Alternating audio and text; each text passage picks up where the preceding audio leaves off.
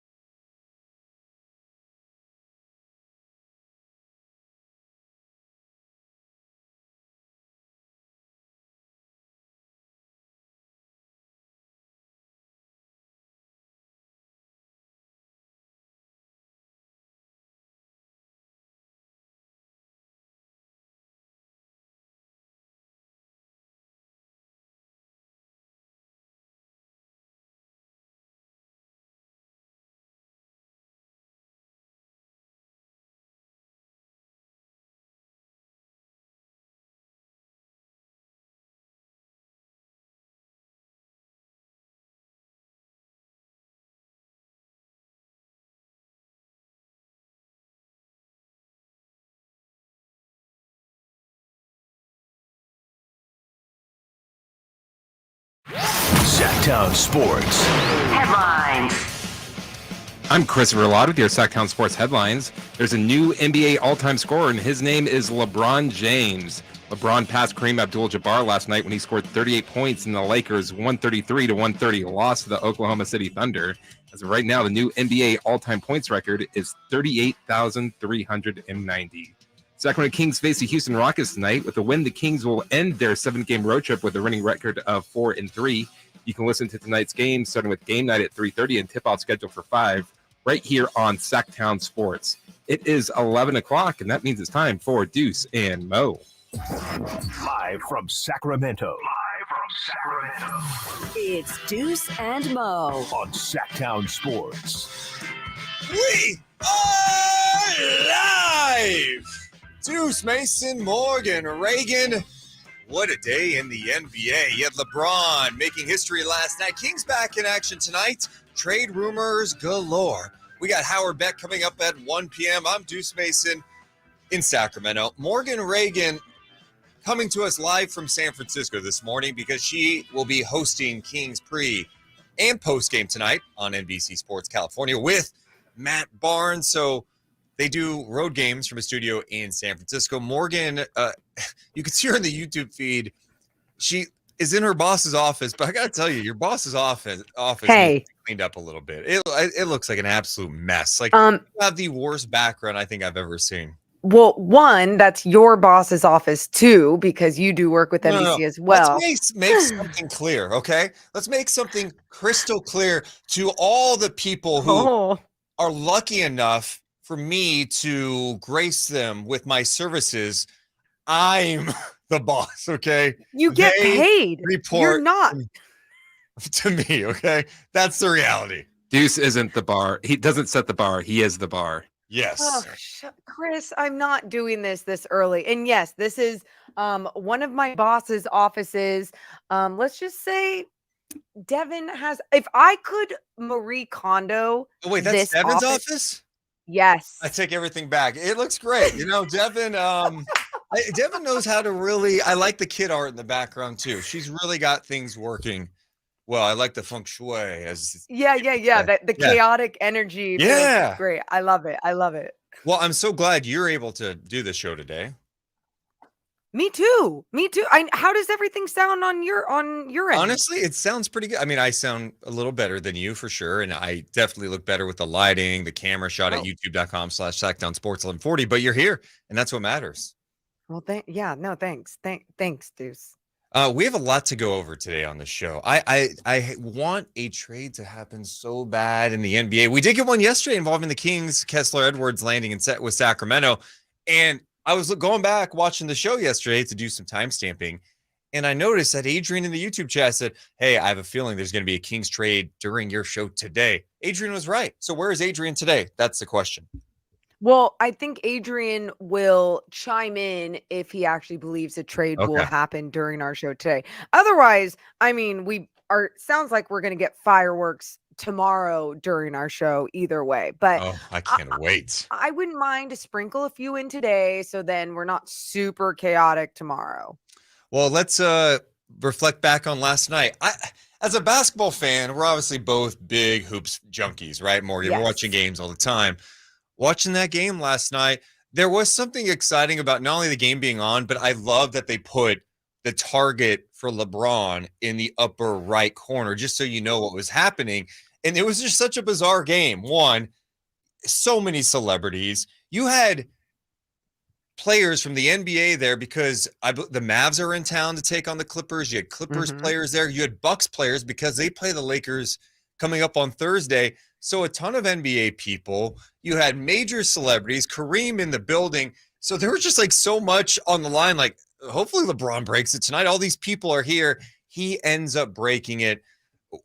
Where did we start with this game? It was such a weird one. Number one, LeBron makes history. Such an incredible accomplishment, but they did lose the game.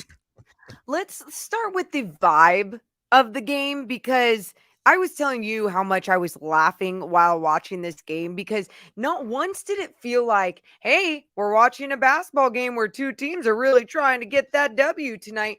We were watching a game that was being played for one reason and one reason only. And that reason was to see LeBron James score the damn basketball. And that's exactly what he was doing. And then when he wasn't scoring the basketball and someone wasn't passing it to him, or someone had a turnover trying to pass it to him, you could hear the energy of the crowd just go, oh. Well, let's hear that. Let's hear that moment last night from TNT. Coming to the end of the third quarter. LeBron James, a shot at history. And there it is!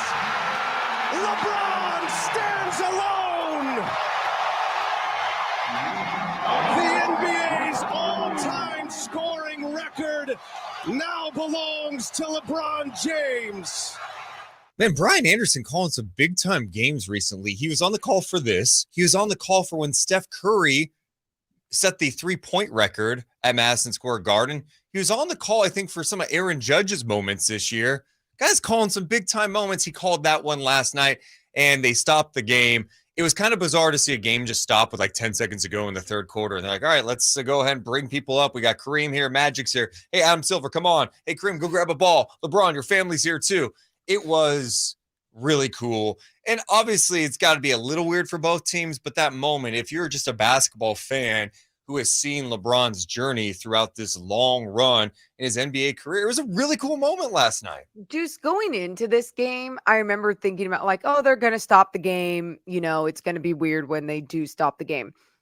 I not only did the timing of when he made the shot actually turn out to be great, but I love everything that went down for that moment. I loved the genuine emotions, the family love, the, just recognizing greatness.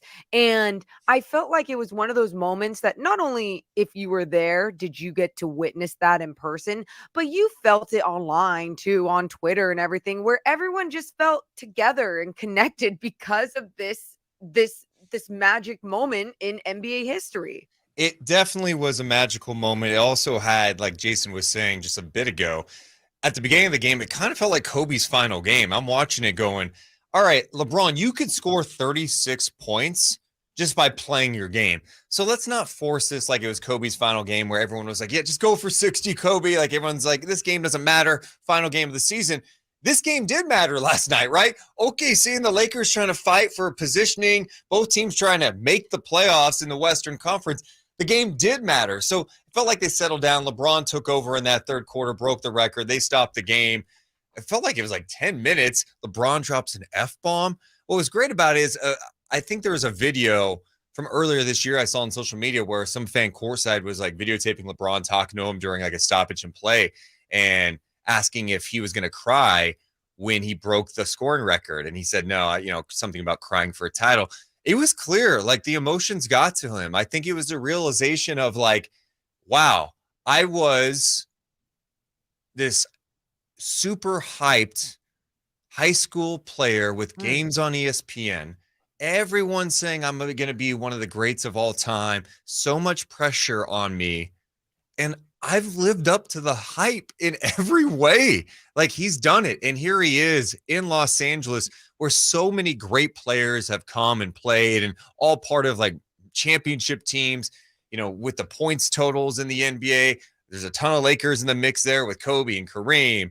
Like, it was a big time moment. I felt like he was overcome. He dropped an F-bomb last night on TNT. Well, one, loved the F-bomb, you know, speaking to so many of us that curse all the time. Two, I loved the raw emotions from him, the crying. You could tell he just couldn't keep it together. And there's so much crap over the years LeBron has done off the court, on social or whatever, that we're just like, what? Man, be great. What are you doing? And it's moments like this really getting to recognize the greatness that we've witnessed for so long with LeBron, and still witnessing, by the way. And I think there was just so many cool things about it too. Him wearing the headband. Obviously, he scored his first bucket in the league with the headband on. He had this big crowning moment with the headband on as well. And then you got to see the Nike commercial with the "We are all witnessing greatness." You know, that was just such a huge part of Nike's marketing when LeBron came into the league. And now when LeBron is breaking records like this, and the fact that he's doing it at such a high level, and it doesn't feel like, hey, you guys, let's pass LeBron the basketball at the bottom of by the hoop so he can just get this scoring record. It's like, no, he is doing this at an elite level. Oh yeah. It wasn't like the old guy was getting buckets. It's like, hey, come on. Hey, everyone get out of this way. Let him take this shot. Yes. I mean, he's going strong to the cup. He's finishing. Guys, unbelievable. I saw some crazy stats today on social media. If LeBron quit today, Durant would need 469 games of 25 plus per game to pass him. Oof. Curry would need 689 games of 25 plus to pass him. And Luka would need nearly 1,200 games of 25 plus to pass him. Although Cam Thomas would only need 936 games of 40 plus to become the all-time leading scorer. And Cam Thomas is tracking that at this hour.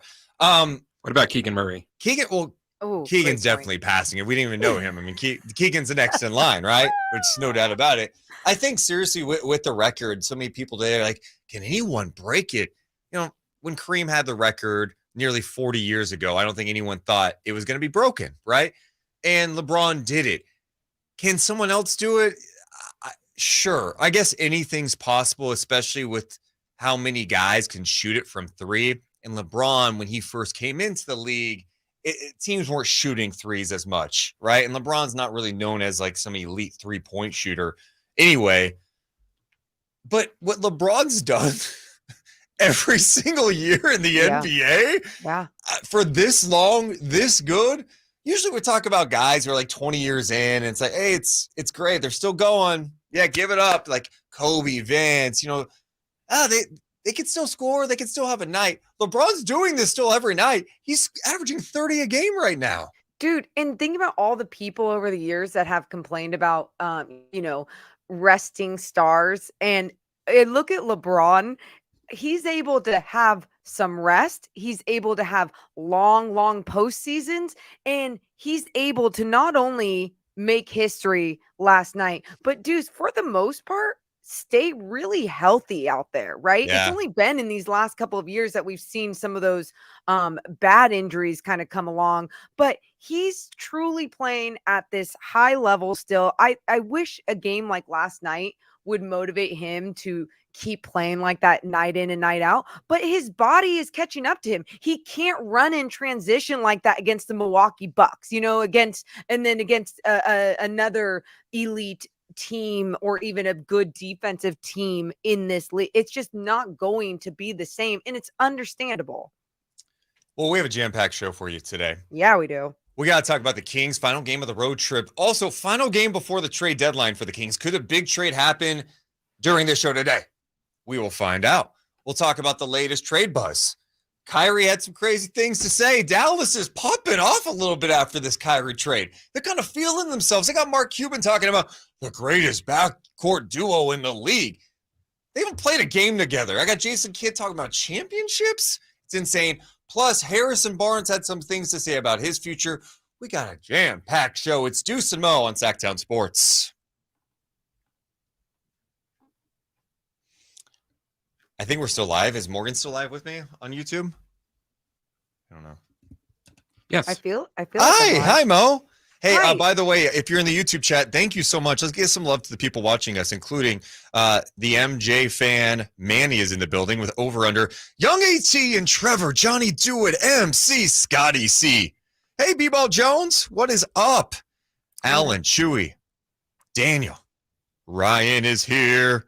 Appreciate Tony, DFW, Brooke in the building. Appreciate everyone being here. If you're here, make sure to hit the thumbs up button. I see we have over 200 plus people watching us live. The biggest thing you could do is hit the thumbs up button so we can keep growing. Shout out to Will Z in the building. Will Z had a crazy stat today, actually, that I wanted to get to at some point about the game.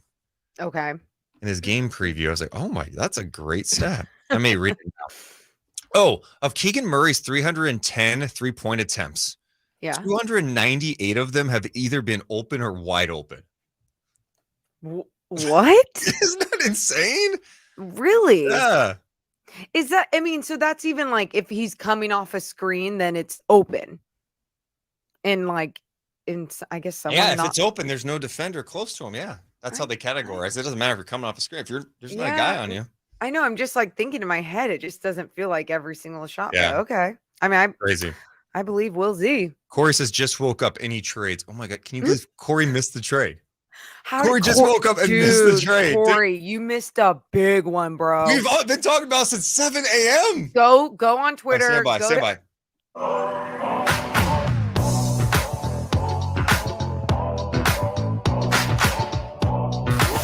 It's Deuce and Mo. Deuce and Mo. Sactown Sports. Westbrook with it. Give it to LeBron at the right elbow. LeBron, one-on-one against Kenrick Williams. Backing him in. Turns. Shoots.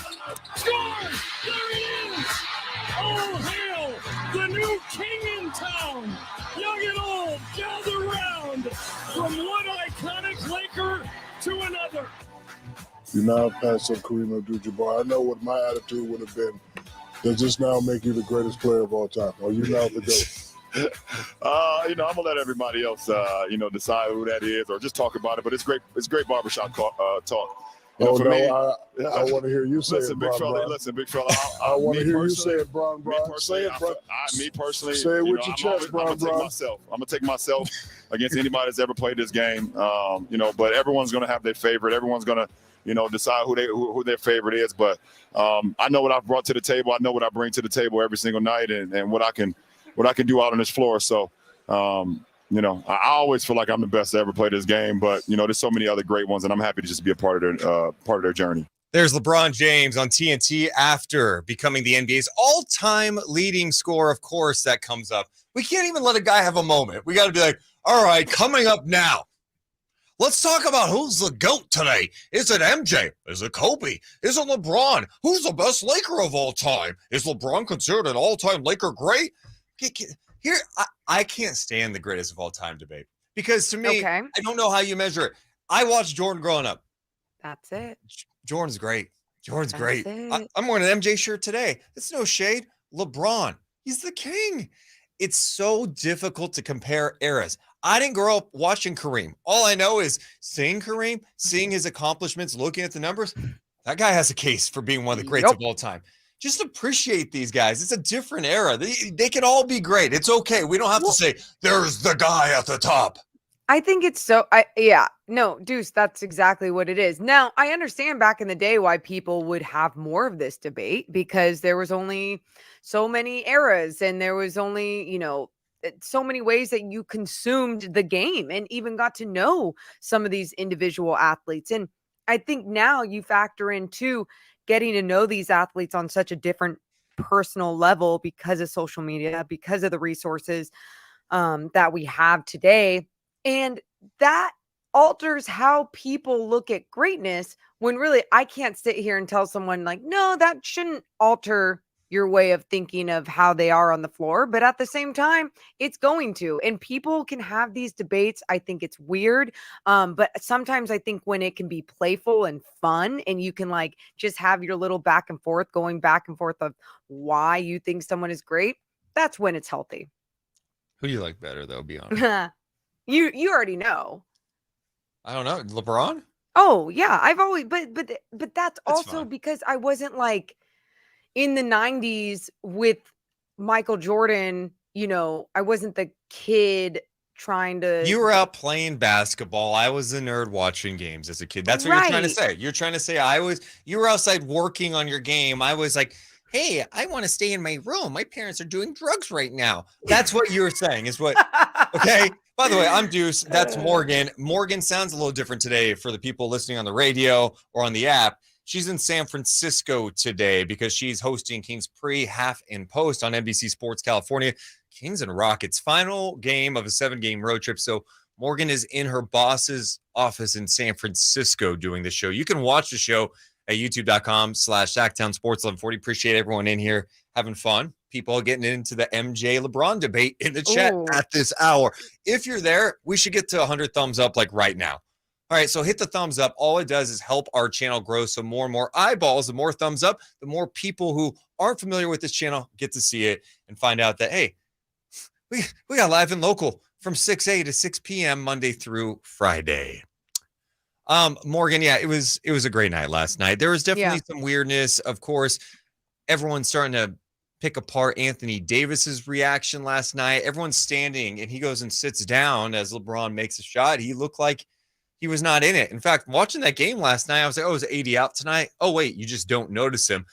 I feel like something was going on with Anthony Davis when I was watching that game last night. Like maybe just mentally not there. Maybe he's going through some stuff. There was that clip TNT played with he and LeBron on the bench. LeBron's like, hey, I love you, bro. So hopefully everything's all right with AD. It just didn't seem right to me. Yeah, and obviously because we have every camera angle in the world to watch this on a historic night in the NBA, we got to dissect it. And especially if you're on Twitter, like so many people were dissecting the body language doctors out there. And God, do I love it, because sure, sometimes you want to make sure that on a personal note, everything's okay in Anthony Davis's life.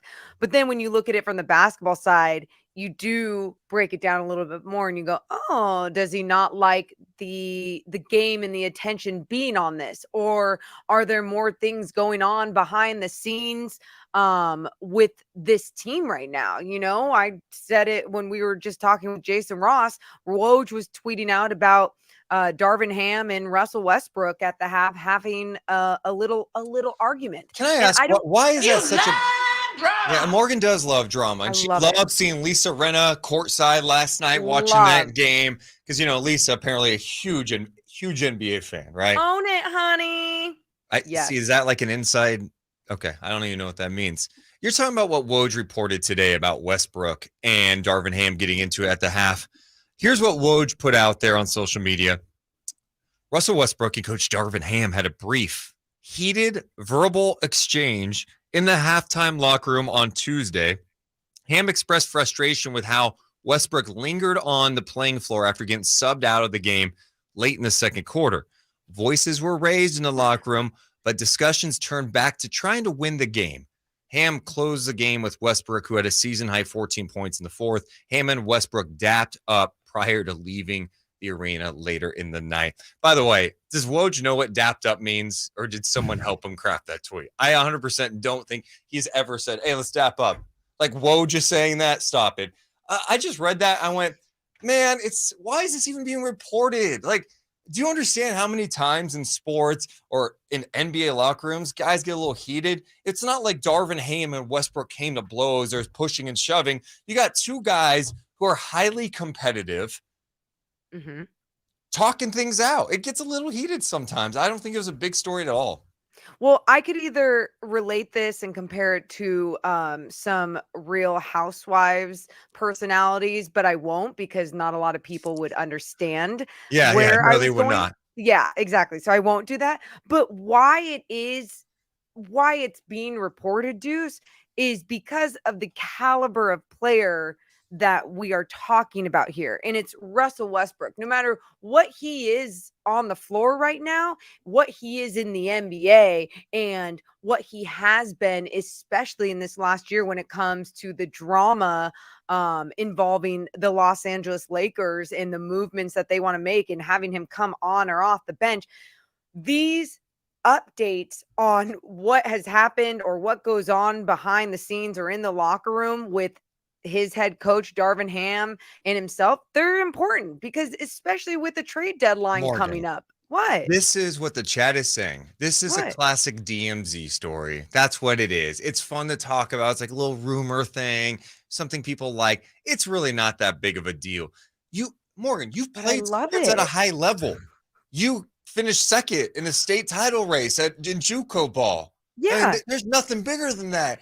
You know, nothing bigger. Come on, you know, you're going to get into it with teammates sometimes. You may get into it with coaches. It doesn't mean much. I feel like it's being painted as if like, oh, this proves there's disconnect in the locker room. It's like, dude, it's Westbrook. He's a difficult personality. Anyone can watch a game and see he's challenging to deal with. I could watch a game and see Beverly, who's not going to be in the league next year. He's challenging to deal with. It's going to happen sometimes. I mean, dude, okay. I mean, it would have been a story. It would have been a story had there been more coming off the heels, like, oh, he refused to go back in or this. He went in the game and he scored 14 points in the fourth quarter. What's the story? The story is exactly it. It's what kind of player he is in the NBA. The drama around him, Deuce. Like, that's what the story is. People love this about him. If you were telling me this about Alperen Şengün, like, I'm not gonna care that much. I'm gonna be like, oh, Şengün's getting in little arguments in Houston. Yeah, like everything sucks over there. I don't blame him. You know, like you wouldn't think much of it. But because it's Hollywood, it's Los Angeles, it's the Lakers, it's Russell Westbrook, it's all the drama going around this season with the Lakers. It's fun. That's all it is, people. It doesn't mean that it's any more than what it is in that tweet. So that's why with it being reported, I say thank you, Adrian Wojnarowski. Bump, bump, bump. All right, coming up next. I'm just kidding, Morgan. You don't have a clock in front of you. It's fine. Don't get mad at me. I can tell. I don't even know what you look like right now, but I can tell you're upset with me. You're looking at me for doing honey. That. All right. Coming up next, we got to talk some Kings. Harrison Barnes had some things to say about his future in Sacramento. If you guys have thoughts, too, on everything that has unfolded in the NBA, the trade deadline coming up, you can hit us up in the YouTube chat, youtube.com/Sactown Sports 1140. Also, hit us up. Use your voice, 1-800-920-1140. It's Deuce and Mo, live and local on Sactown Sports.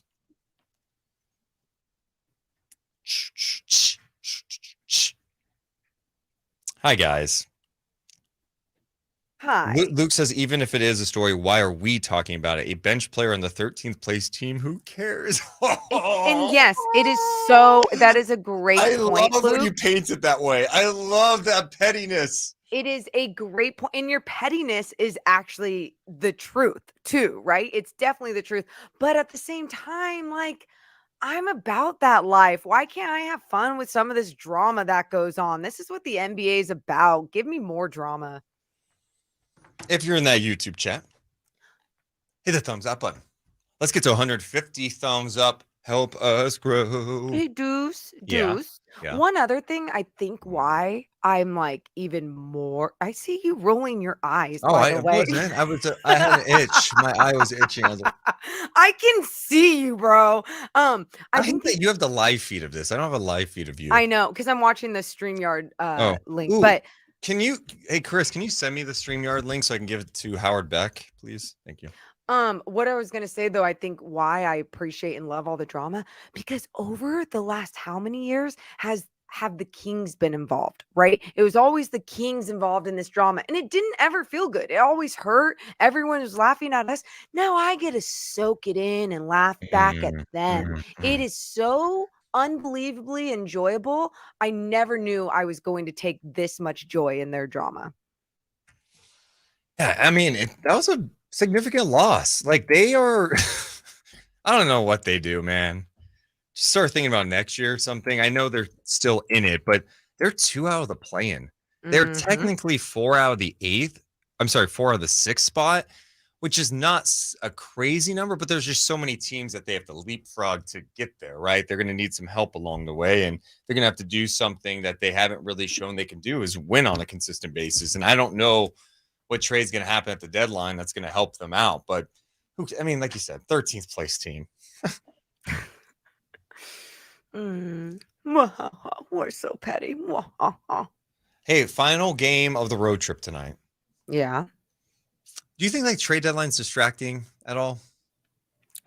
Yes. Are you serious? I apologize for asking. I don't. Yeah. What a dumb question on a sports show. Stupid. Yes, but Deuce, absolutely. I think even if you act like I'm a pro, G-Man had that tweet with Kessler Edwards out with the Kings at the Kessie. Yeah. Kessie. But yeah, that's an interesting angle. And Deuce, producer Deuce, I would love to continue that conversation into this show. You're so funny. I know. I can see when you're not smiling and that you are rolling. I just need to send Howard Beck something. I'm gonna read the chat. Oh my gosh. Thank you so much, Eric. Just a nice little. What Eric say? He was just talking about that that he really likes me on pre and post game show for the Kings. And then he says, let's win a championship for Sacramento. I'm with you, man. Yeah, but what about me? Eric also says, go Deuce. By the way, exchanging some back and forth with Adam Wojnarowski, Adrian's brother. Yeah. It sounds like he will be joining us live on tomorrow's NBA trade deadline special. You guys can have your Adrian Wojnarowski. We have our own Woj. It's Adam, and Adam is ready for some Adam bombs. I'm so glad I'm in studio tomorrow. Adam Bomb, the former WWF wrestler. Dude, as a kid, I loved Adam Bomb. Loved Adam Bomb. Adam Bomb. DJ says, Keita is a G League All-Star. Could he legit be a good backup for Domas? We've been asked that all season long. And Deuce and I obviously get to call all their home games. Yeah. And even on the road, he'll have some dominant play. All right, stand by. We got an update here. Sactown Sports. Headlines. I'm Chris Rilod with your Sactown Sports headlines. There's a new NBA all-time scorer, and his name is LeBron James. LeBron passed Kareem Abdul-Jabbar last night when he scored 38 points in the Lakers' 133-130 loss to Oklahoma City Thunder. So now the new NBA all-time points record is 38,390. Sacramento Kings face the Houston Rockets tonight. With the win, the Kings will end their 7-game road trip with a winning record of 4-3. You can listen to the game with game night starting at 3:30 and tip-off scheduled for 5 right here on Sactown Sports. Now it's time for more of Deuce and Mo.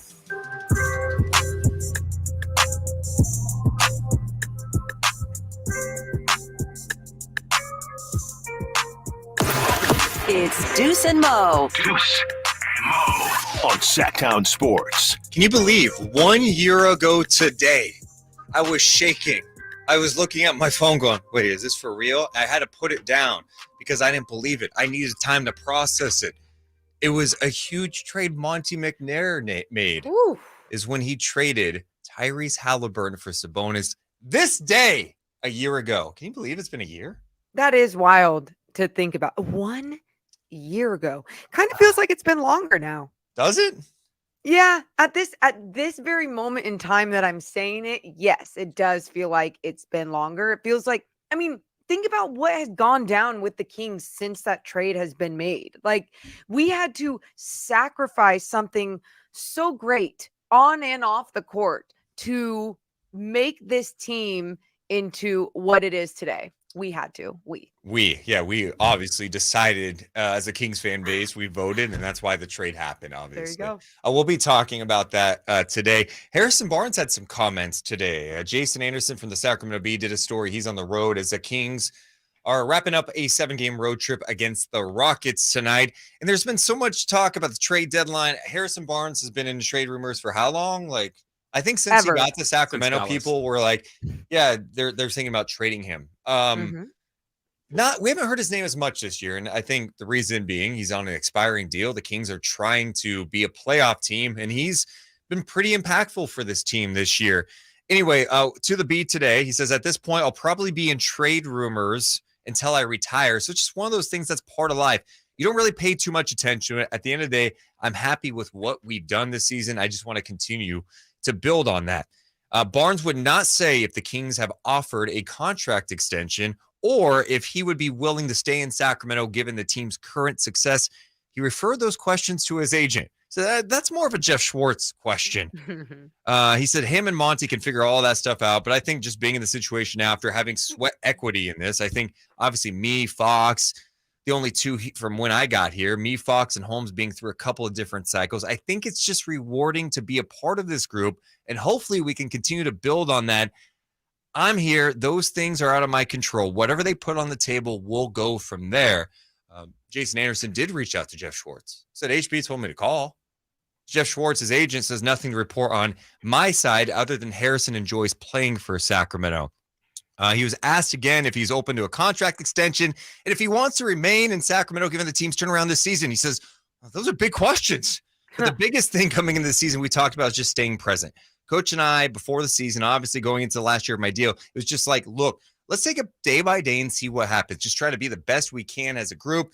That message doesn't become more clear until you start going forward. You're just like, what are we really focusing on? What do we want to do? So that's still the mentality, whether it's a contract or whether it's where we're at in the rankings or the postseason. Whatever it is, it's just a matter of let's just stay focused each and every day. So a lot to unpack there. Whew. What's your reaction to some of that from Harrison Barnes? First, the obviously his agent saying stay present. LeBron James was wearing a stay present pin or something last night on his outfit, just so we would all know that. I just thought that was a fun fact. The other thing is, because this story is being told, I would say the whole Harrison Barnes chatter about is he staying, is he going? I never know what to feel, what to think about this. I do believe he likes being in Sacramento. I think a lot of us know this too about like his wife. They have a place in the Bay Area. She has a business there and everything, you know, so like there's those things that can factor in when we talk about where Harrison Barnes maybe wants to be in his future. But I also do really like that he understands that he will probably be in trade conversations for the rest of his career. And that's true. Yeah, I just look at some of the stuff he said. He talked about having sweat equity, and it's true. I mean, when you've been through a lot of bad times here, when they traded for him at that deadline, that deal with Justin Jackson, Zach Randolph being traded to Dallas, and they got Harrison Barnes, a lot of people felt like at the time, maybe that was the Kings' like missing piece to propel them into the playoffs, right? They surprised everyone with how they were playing. They need a veteran piece. Let's get a wing. We desperately need some size at the position. Let's get a guy who's still in his prime, who's been around, who shows the ability to score the basketball. But the Kings end up falling apart. They won 39 games. We know what has happened since then. Now things are going well. They're winning, right? They've won 30 games already this season, and we're not even at the All-Star break yet. So I think part of it, it's like, yeah, just stay present in the moment. Like, there's a lot that can happen between now and April, right? Yep. Like, let's see where the Kings finish. And as far as bringing Harrison Barnes back, if I'm the Kings, if the deal is right, yeah, it may mean changing his role. Maybe in the future he becomes a bench guy, because I do think if the Kings are going to take a next step in the future, they're going to have to become more athletic. They're going to have more length in that wing power forward position. Well, yeah, it's so surprising whenever we talk about tweaking that position and making it better, because I think that's a problem that so many other teams have in this league, tweaking that position specifically, and especially evolving that position because of where the modern day NBA keeps going, you know, having those long, lengthy guys that can be utilized in so many different roles. And I think for Harrison Barnes, we don't give him the love that he deserves at times. Like, even when he has just a solid game, it's like, yep, that's what you're supposed to do. Still not easy to just have a solid game in the NBA. And it's like you were just saying, Deuce, when he was first brought here to Sacramento, everyone thought that that was going to be the missing piece. What his role was going to be very dominant into being like the top 3 guys, and being, a big 3, however the hell the NBA people wanted to actually identify it. And now you're realizing too, not only when he was with the Warriors, what he did so great was being in the role of not having to be that guy, of having to just do his job, blue collar, get your stuff done, get in, get out. And that's your life. That's your role. I feel like that's going to be Harrison Barnes at a high level for the rest of his career. Give him the ball. Let him get to the free throw line. Yep. Get a big bucket. Yeah. I like HB. So, I didn't anticipate like he was going to come and be like, yeah, I want to be in Sacramento forever, blah, blah, blah. I think he is literally one of those guys that, especially with reporters, he's not going to give you much. I mean, hey, we got to keep working hard. We have one mission. We're locked in. That's kind of what you expect. We got to talk more about this Kings final game of the road trip and then the big games coming up this weekend against Dallas, Friday and Saturday night. Luka is in LA with the Clippers. I think I said yesterday, I don't think he's playing against the Clippers. I'm not for sure, though. So he may play. He may make his return Friday or Saturday against the Kings, which would be insane. We got a lot to get to. It's Deuce and Mo. It's Sactown Sports. Hey, YouTube chat. Oh, my, 300 plus people here. Get the thumbs up. If you don't get the thumbs up to 150, I'm walking. Oh, bye. I'll do the show. Okay. Well, thanks, Morgan. Thanks for backing down. No, seriously, just hit the thumbs up button. It doesn't just make me feel good. Obviously, it's, that's cool. That's good. It just helps us grow. Make sure to hit the subscribe button too. I'm going to go tinkle. I'll be right back. Ayo, it's tinkle time. Tinkle time. Tinkle time. I don't know if Chris is trying to play the music. Looking out. There we go. On the tinkle time. Get it. I used to have to pee. Cause you make me pee. Get it. Cause you make me pee. Sing it, girl. 'Cause you make me pee like a natural. Hey, dude. So stupid, Chris. So stupid. Let's see. I'm reading some of your guys' stuff in the chat right now.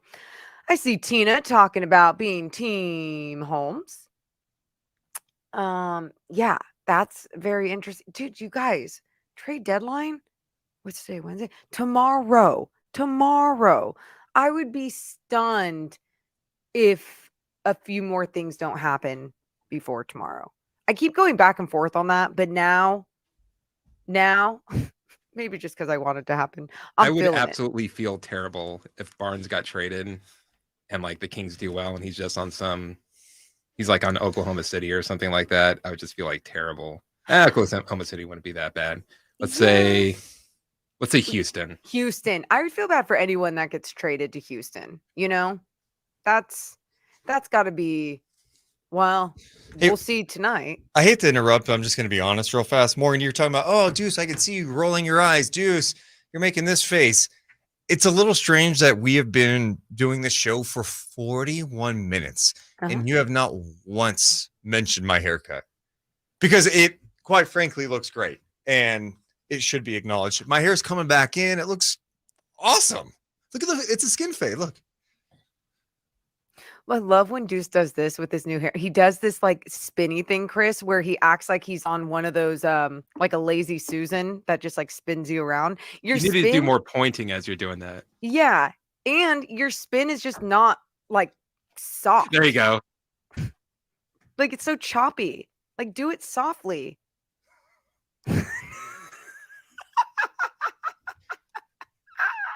It's a good looking haircut. And all the people are like, oh, Deuce, you shaved your head. Your hair is not going to come back. Oh, I can do anything with my hair. I may grow it out. I might. I'm going to laugh if you go bald. I may grow it out. I want to start doing a ponytail. How fun would that be? If I No, just... Deuce, your hairline looks pretty good. I think you're good. Thank you. I could never do my hair. If I grew it out, would be so long and stringy. It would be Steve Nash in Phoenix. Yo, absolutely. Steve Nash in Phoenix, or who's a wrestler with stringy, gross hair that should just cut it off? Baron Corbin pre-haircut. I used to have a mullet as a kid, believe it or not. Well, I guess that's not shocking based on my track record. Definitely not shocking. Trailer park trash. Okay.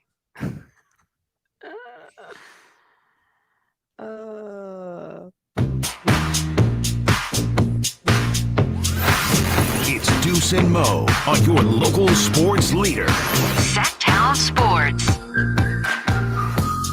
Hey, it's Deuce Mason and Morgan Reagan. We're on Monday through Friday, 11 to 2, right here on Sactown Sports. Always live on youtube.com/Sactown Sports 1140 with all the Deuce bags and morons. Appreciate you guys being here. If you're in the chat, hit that thumbs up button. Let's get that to 200 thumbs up. We got a lot to get to on the show today. We have Howard Beck, one of the best NBA scribes in the biz.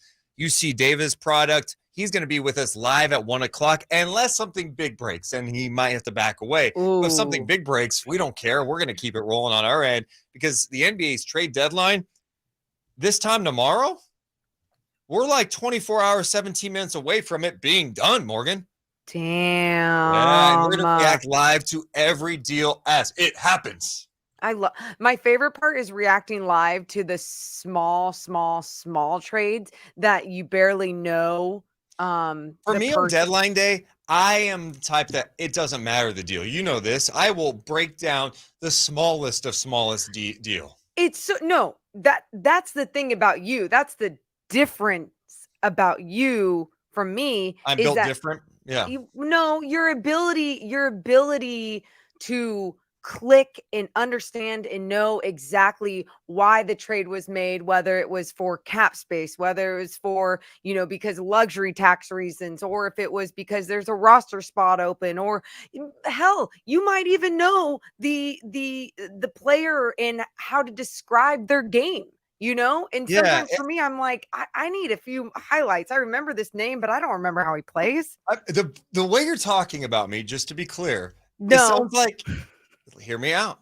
It sounds like you're calling me the basketball mind.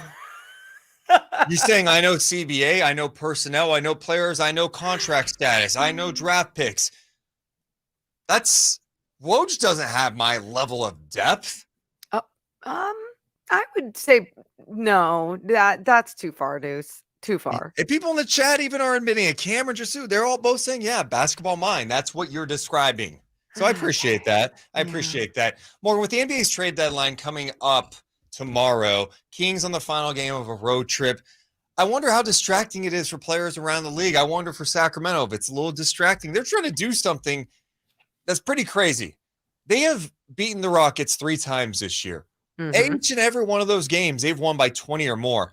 The Rockets, in their franchise history, have never lost to a team 4 times in a row in a season by 20 or more. So that's crazy. This point spread is 8 at this point, which is kind of crazy, end of a road trip. But we haven't heard a ton of names in Kings rumors. It's kind of the same stuff, expiring deals, Rashawn Holmes. How much of a distraction do you think that is, like, headed into a game like tonight, or not a big deal? Oh, I totally think it's a distraction. I think even if we're sitting here and going, yeah, but these guys deal with it all the time. And so they have to, they have to get their mind right and just figure it out. Completely understand that. We want everyone to stay mentally strong. Yes, that is what we want from these athletes, of course. But at the end of the day, there's so many more fringe NBA players that you never know when your organization or your GM is just done with you and is ready to make an adjustment. And sometimes it's not all you. We talked about Spencer Dinwiddie's comments the other day before that trade was even made, talking about how, like, yeah, if you're in trade conversations, that just means there's teams that value you and your play. And I absolutely agree with that. But then there's all that stuff, that off the court stuff for these athletes, like thinking about having to move your family, having to move places, having to move just the moving aspect, the new life, the new city. There's so many other things that come into play that, yes, I do believe that it's a distraction, especially if you've been on the trade fringe for a while. Yeah, and I just, maybe it's less likely to impact the Kings, right? Just from the standpoint that some of the guys that are mentioned a lot in trade rumors, Rashawn Holmes, he's not really playing, right? Like, it's not like key guy stressing about it. Last year at this time, Fox was like not playing. It was like, is Fox getting moved? Yeah. The Kings are going to make a big move.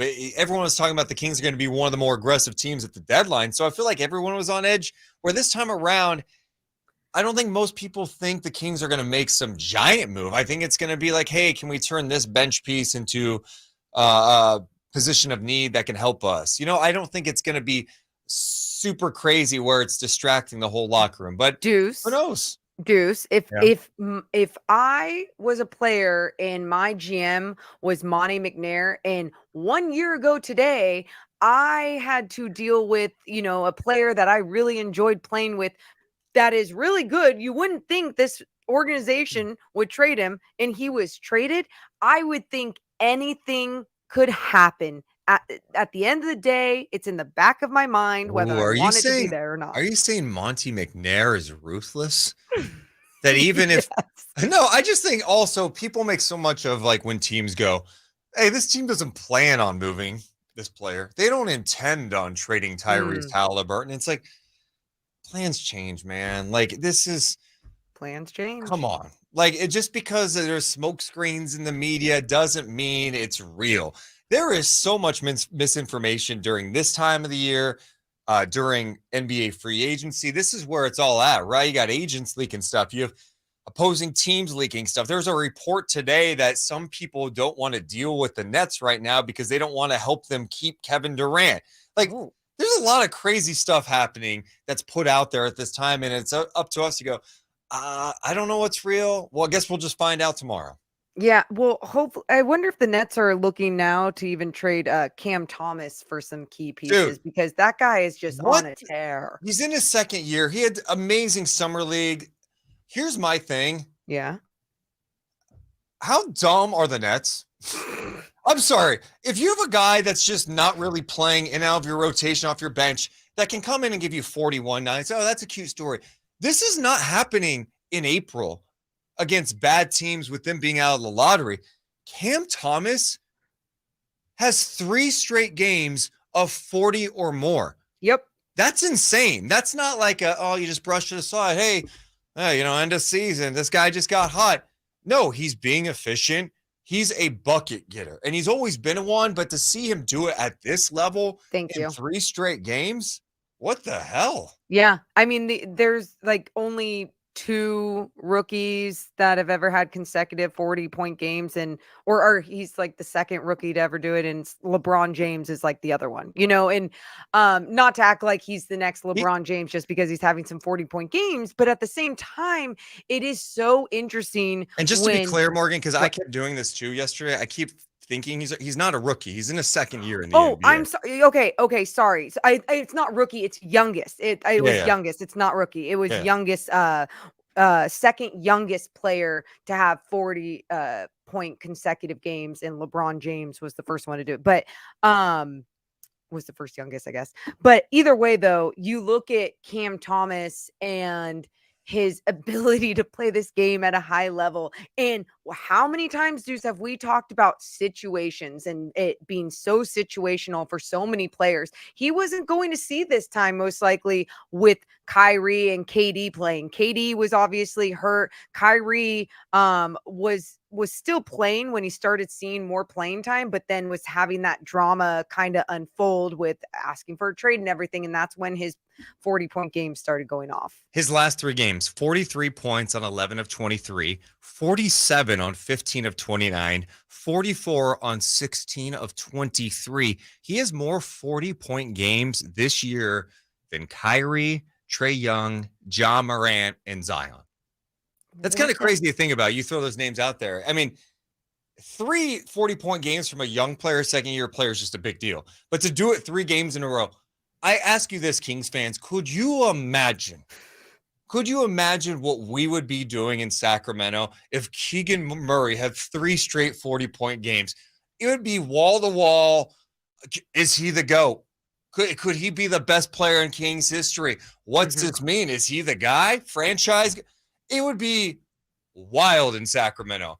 I just think it's crazy that the Nets have this guy who is, by the way, his minutes have been down this year. Yes. Comes in and it's been really incredible. And I know he's not going to get those type of shots. He's probably not going to get 29 shot attempts or something, with that team at full strength. But, when you're looking for offense from somebody, to have a guy like that, a young guy like that, that's big time. Hell yeah, it is. No, and if you're the Nets, I understand why people are trying not to make them better, especially if they are going to put it out there that, hey, this whole KD situation, we don't know if we're trading him or not. I mean, they're getting a lot of teams reaching out to them saying we'd give up this, this, and this, and this for KD, and where they might not even end up trading KD.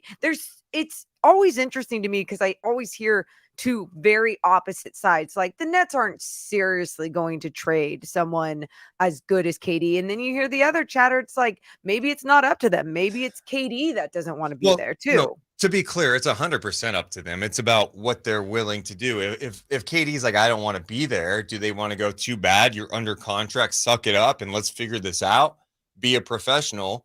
Or are they like, you know what? That's fine. We'll go in a different direction. We'll sell high right now. I sell high. I mean, compared to, he's not obviously the guy he was 4 years ago, whatever, before the injury. He's still awesome though. And he's going to get older. So if you wait until next year, the year after, that becomes a little more challenging. Yeah. I don't know what to make of this Kevin Durant stuff. I really don't. I mean, I if you're in the front office, are you a little more like, hey, I mean, Cam Thomas has dropped 40 plus in every game. Maybe he's a guy there and we can trade Durant, get some players back and kind of reshape this thing into more of a team like it was when John Marks took over, right? Like they had Jared Allen, D'Angelo Russell. They were this fun up and coming team with Kenny Atkinson. And then they made a drastic change. And when you had Kyrie and then Durant missing that year, it changed the dynamic. So I don't know. And that's what's wild about this deadline is that we're having a conversation going, Durant could get moved. Maybe he does. Maybe he doesn't. Could they just add to the team and become better? Also, I think I know we got a lot of trade stuff to get to in the show, but there's an element that's being put out there that maybe the Spurs and Raptors are talking about a trade where Jakob Poeltl could go to Toronto for Gary Trent Jr. And I'm going, if the Raptors are trying to add Poeltl, to me, they're trying to compete this year. Are they trying to do something bigger where they land Durant, get Poeltl, kind of reshape things on the fly and make a move in the East? I don't know.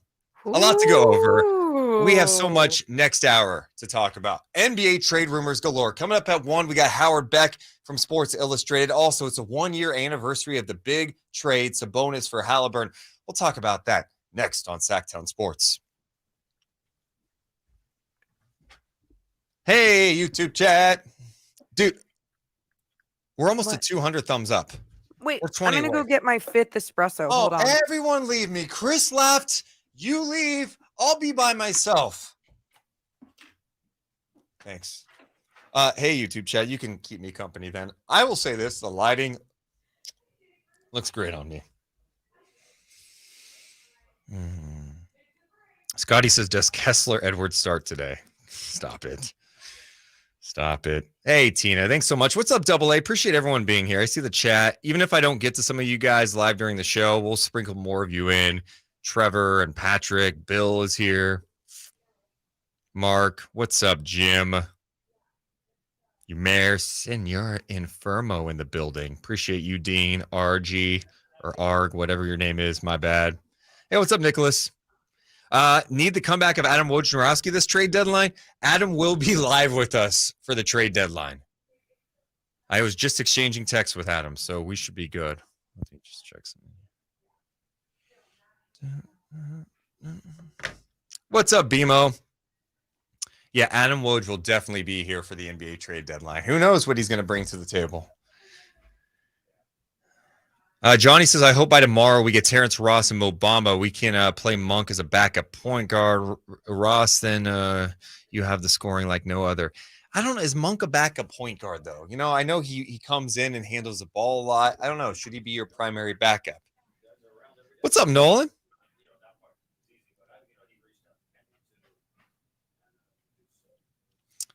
We are 6 away from 200. Let's go. Let's go. Just to Nick 3. What do you think about Vanderbilt? I'm a big Vanderbilt guy. I watched just seeing him what he did last year in Minnesota. In Utah, when the Kings played the Jazz, I'm going, this guy could help. Like I'm watching him go, this guy could help the Kings today. So yeah, I absolutely hope that the Kings could get on Vanderbilt. If the cost is right, I think he would be the exact type of player the Kings could use. Vanderbilt? Did I hear Vanderbilt? Yeah, More like Vander Perfect. We are 3 away from 200. Can you get us there, Morgan? Can you ask them to get us to 200? Oh, yes. Hey guys, just curious if you want to hit that thumbs up. It would be great. Thanks. Keel, is it Keel? Kyle? Dude, it worked. It worked. You're damn right it worked. Now say 250. Okay. Hey guys, don't, if you're down, get us to 250. So get us to 250. If you're down, get us to 250 because it helps us grow. Because it helps us grow. Yeah. And you're amazing. And oh my God, 210, you guys. That's huge. Oh my God. Smash that thumbs up if you love a good show. Hey. Wow. Someone's saying Zion's officially out of the All-Star game. I have not been able to see that on social media. So just don't be trolling me. That better be right. It's our guy Joe in digital, so hopefully he's right. Oh, is it? Hopefully Joe? he's not trolling you. Oh, that's Joe. Oh, my bad, Joe. Let's see here. What else did I want to read? Vanderbilt's been held out of shoot around today. Definitely seems like he's been on the move. Yeah, they were talking about like back tightness or something. So I don't know. Back tightness. It's not what we're calling it these days. Well, I've got good hands. Work on that back for him if he lands in Sacramento. Work on that. Wait. If he's having back issues, I can give him a little massage. That is so creepy. That's he's like, yes, that is creepy. That is, I got hands for him. Like he's good. He's gonna go to a masseuse with like an actual. Can dissolve the knot that's caught. Oh, stand by. Oh, okay, my bad. Mohammed says, did they confirm Fox is an all-star? No. And Morgan, are you there? Oh, I'm here. It's not. I said I have good hands. That's all I said. That's not I can creepy. fix that back for him. Like, you're not a doctor. You don't have a license. No, we're all good, Deuce. Nobody wants your hands. You need a license to give a massage. Well, guess what? You can arrest me.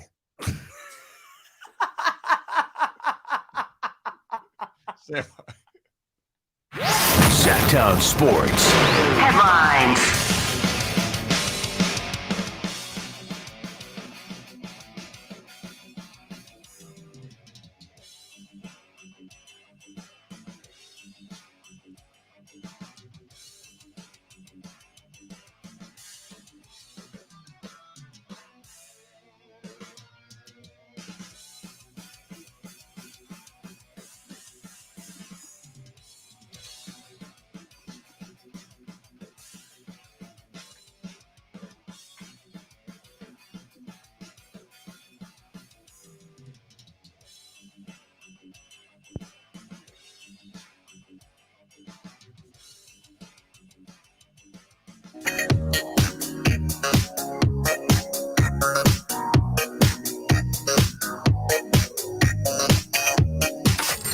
Live and local. It's Deuce and Mo.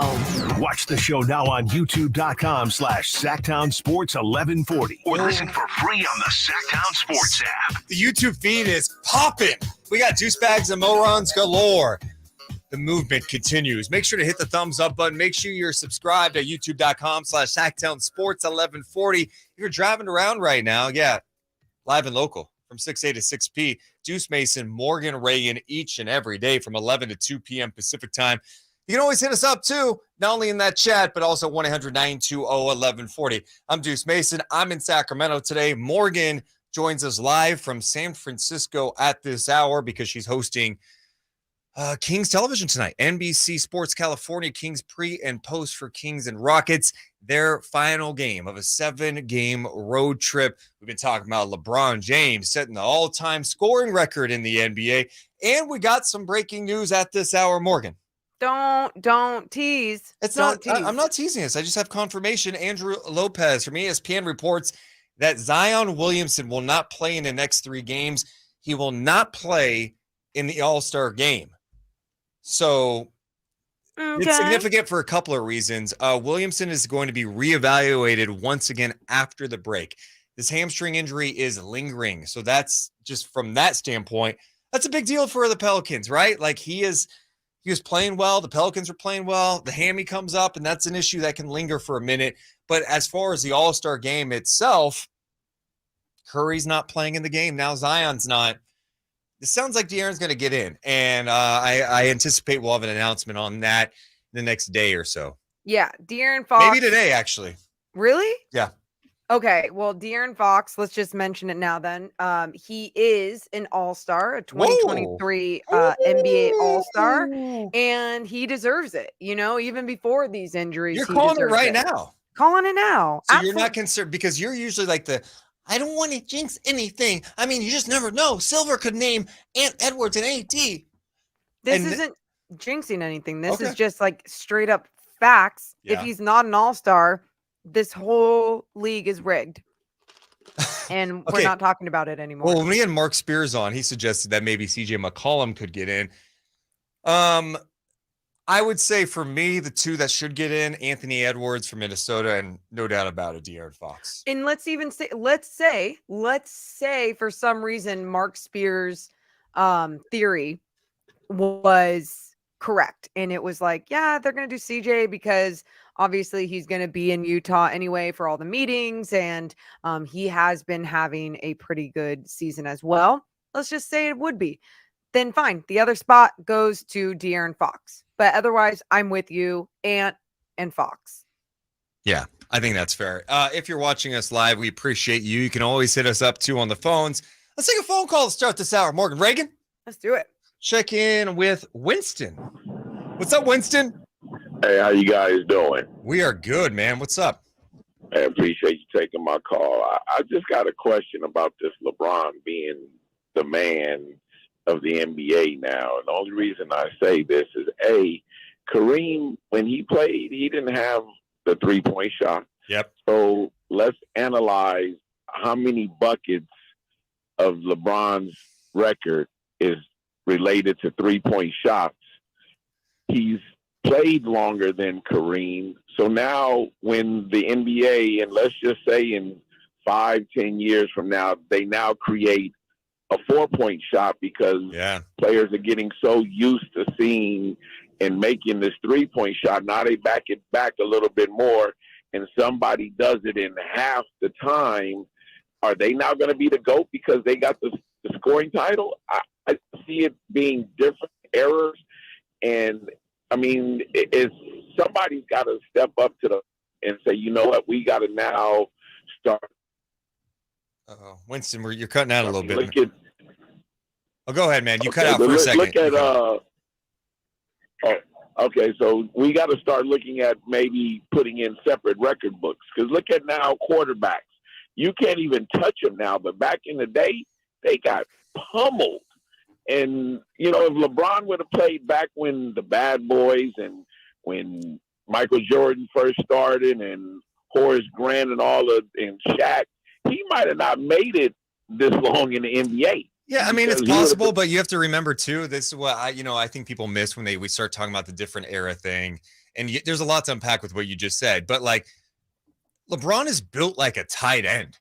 This is not like some small person. If he was playing in that era, if we lived in this crazy world where we could take DMT and go back and travel back there, maybe we would see that LeBron would be great in that era because he could play with a different level of physicality. He would be just as physical and he would be doing amazing things. I think LeBron's just one of those guys. It doesn't really matter the era he was in. he'd be great. As far as your point about the three-point shooting, you're right. Some of these numbers are just different because it's not like Kareem was launching a ton of three-pointers, right? Three-pointers weren't a thing until the later part of his career, and it's not like he was taking a ton. LeBron obviously taking far more. I think the reality is it doesn't have to determine the GOAT or anything like that. We could just acknowledge that, hey, Kareem had this record for like almost 40 years. He is one of the greats to ever play the game, and LeBron James has done some incredible things too, playing at such a high level for a sustained period of time. Let's just celebrate it both. I do agree with you, and I'm going to say one thing, though. You got to remember, LeBron came in when he was 18. Yeah. An 18-year-old kid might not have been able to withstand that punishment back then mentally. Maybe physically he might have been okay, but mentally I don't think he would have been able to sustain it. And the reason I say that is why the NBA changed from allowing high school kids to go into the NBA, because of the mental strain that it was creating back then. You know and what? so Here's now, my pushback on this. And I forget Morgan's actually on the show too. Sorry, Morgan. Just one I'm thing. listening. Talk about mental pressure, Winston. Like LeBron, his high school games were on ESPN. You remember that? Like he was on the cover of Sports Illustrated in high school. He had the more pressure than anybody coming in. He was the number one pick. Nike signed him to a big deal. He had all the hype around him. People were calling him King James. The guy barely had his driver's license. So I think we just have to acknowledge that type of stuff too. It's so hard to. I think what your biggest point is, it's different eras. I don't know. I'm not the biggest guy when it comes to talking about this guy's the greatest of all time. I love the game of basketball. I acknowledge Kareem. That was before my time, but this guy did it at a high level. He's in the conversation for being one of the greats of this game, and he's done so much on and off the floor in life, and that goes beyond basketball. LeBron's done amazing things. Jordan, you have to acknowledge them all. I do. I take my hat off to the young man. He's done a great thing. You never hear about him getting in trouble. You always hear nothing but praise and uproar for him. So for that, I do take my hat off. But again, when we revisit this in about 30 years, when somebody done came in and played half the time he's played and then shot 4-pointers, we're going to be saying, man, is he really the greatest? Yeah, no, I hear you, man. I appreciate man. you checking in. Good chat. Thank you. There's Winston checking in. Morgan, I hear what he's saying. Dude, I appreciate his perspective, and I totally hear what he's saying. And I don't even think this is like the best example, but because I'm not a car person, but for people that are like big. I can't wait for this. This is great. Yeah. For people that are like big car junkies, like you think about the cars back in the day that only take diesel, and they're like they're a classic car that doesn't even have a seatbelt, so they're not very safe. They look really cool, but they're not efficient in so many ways. And then you think about the modern day cars today, and they're electric and they're super safe and all these different things. But people are like, yeah, but what made those cars so great was this. And then some people are like, yeah, but think about how much safer these cars are now. And that's what makes these cars great.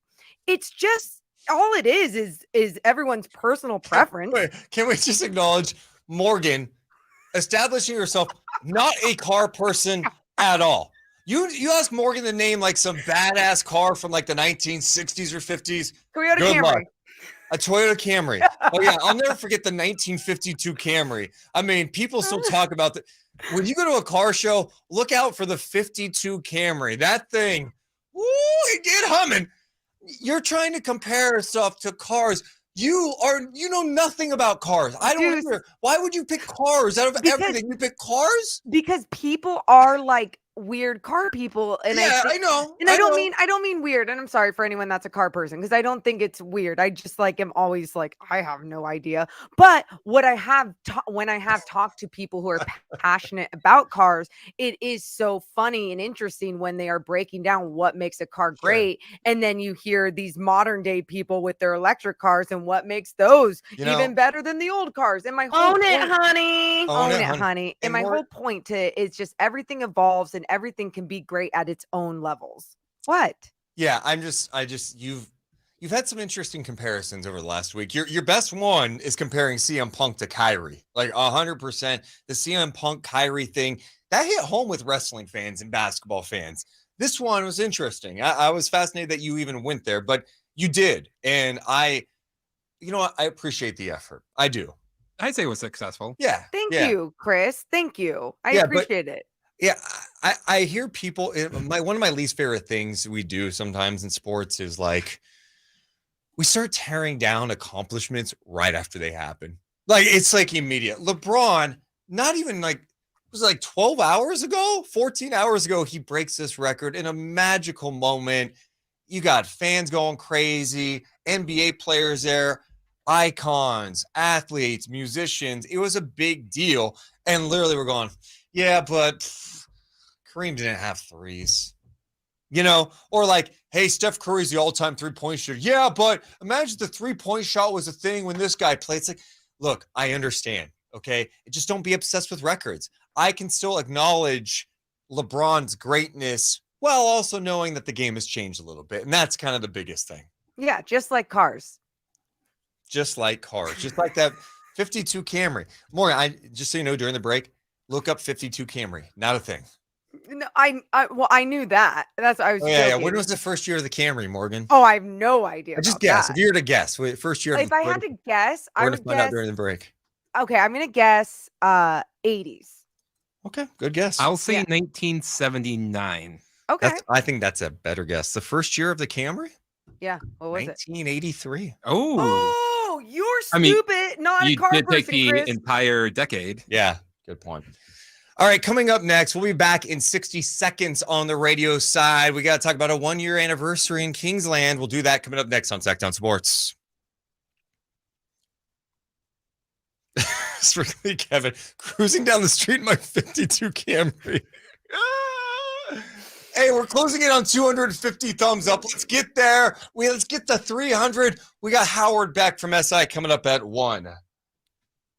And Trevor says it's okay to acknowledge LeBron's greatness and versatility and still understand Kareem's impact. These things are mutually exclusive. Exactly. That's exactly. I think sometimes there's so many people who go, if you're talking about one thing, you have to acknowledge that something's better or worse. It doesn't have to be better or worse. It can just be what it is. We get in some interesting debates sometimes in sports. We just overthink things. I get it. It's conversation. It's fun. But like when people go, yeah, but is LeBron a pure scorer? Like, what does that mean? Oh, because he doesn't have like a go-to signature move. He has I'm going to go bulldoze you and dunk on you. I think the other thing about LeBron that should be talked about and more, the guy is also 4th all-time in assists. And he's probably going to be up to number 3. Incredible. He's done some amazing things. That's what I was thinking about last night watching him. I'm like, he probably still has, I don't know, 3-4 more years at least. I don't know. I mean, he's not showing signs of, losing production. Who's going to be the next LeBron? That's it. All right, stand by.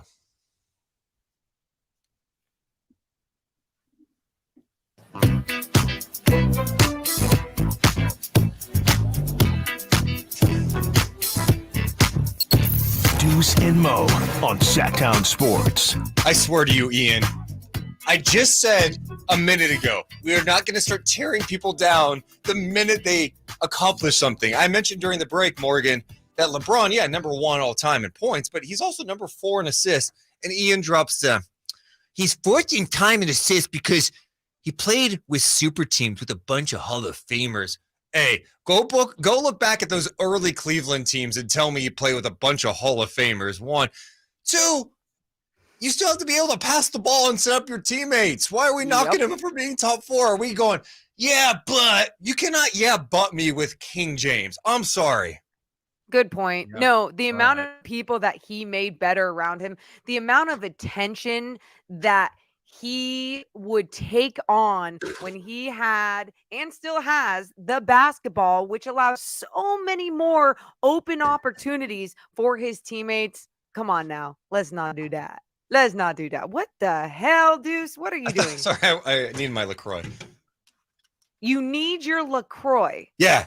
So in the middle of me speaking, when there's a break that we just came back from, instead, while I talk is when you go get. Okay, I'm sorry. Did I go downstairs and leave you for 20 minutes? I took off my headset for 3.7 seconds. Morgan? Did we lose Morgan? I do not hear Morgan. I don't How see does her. it feel?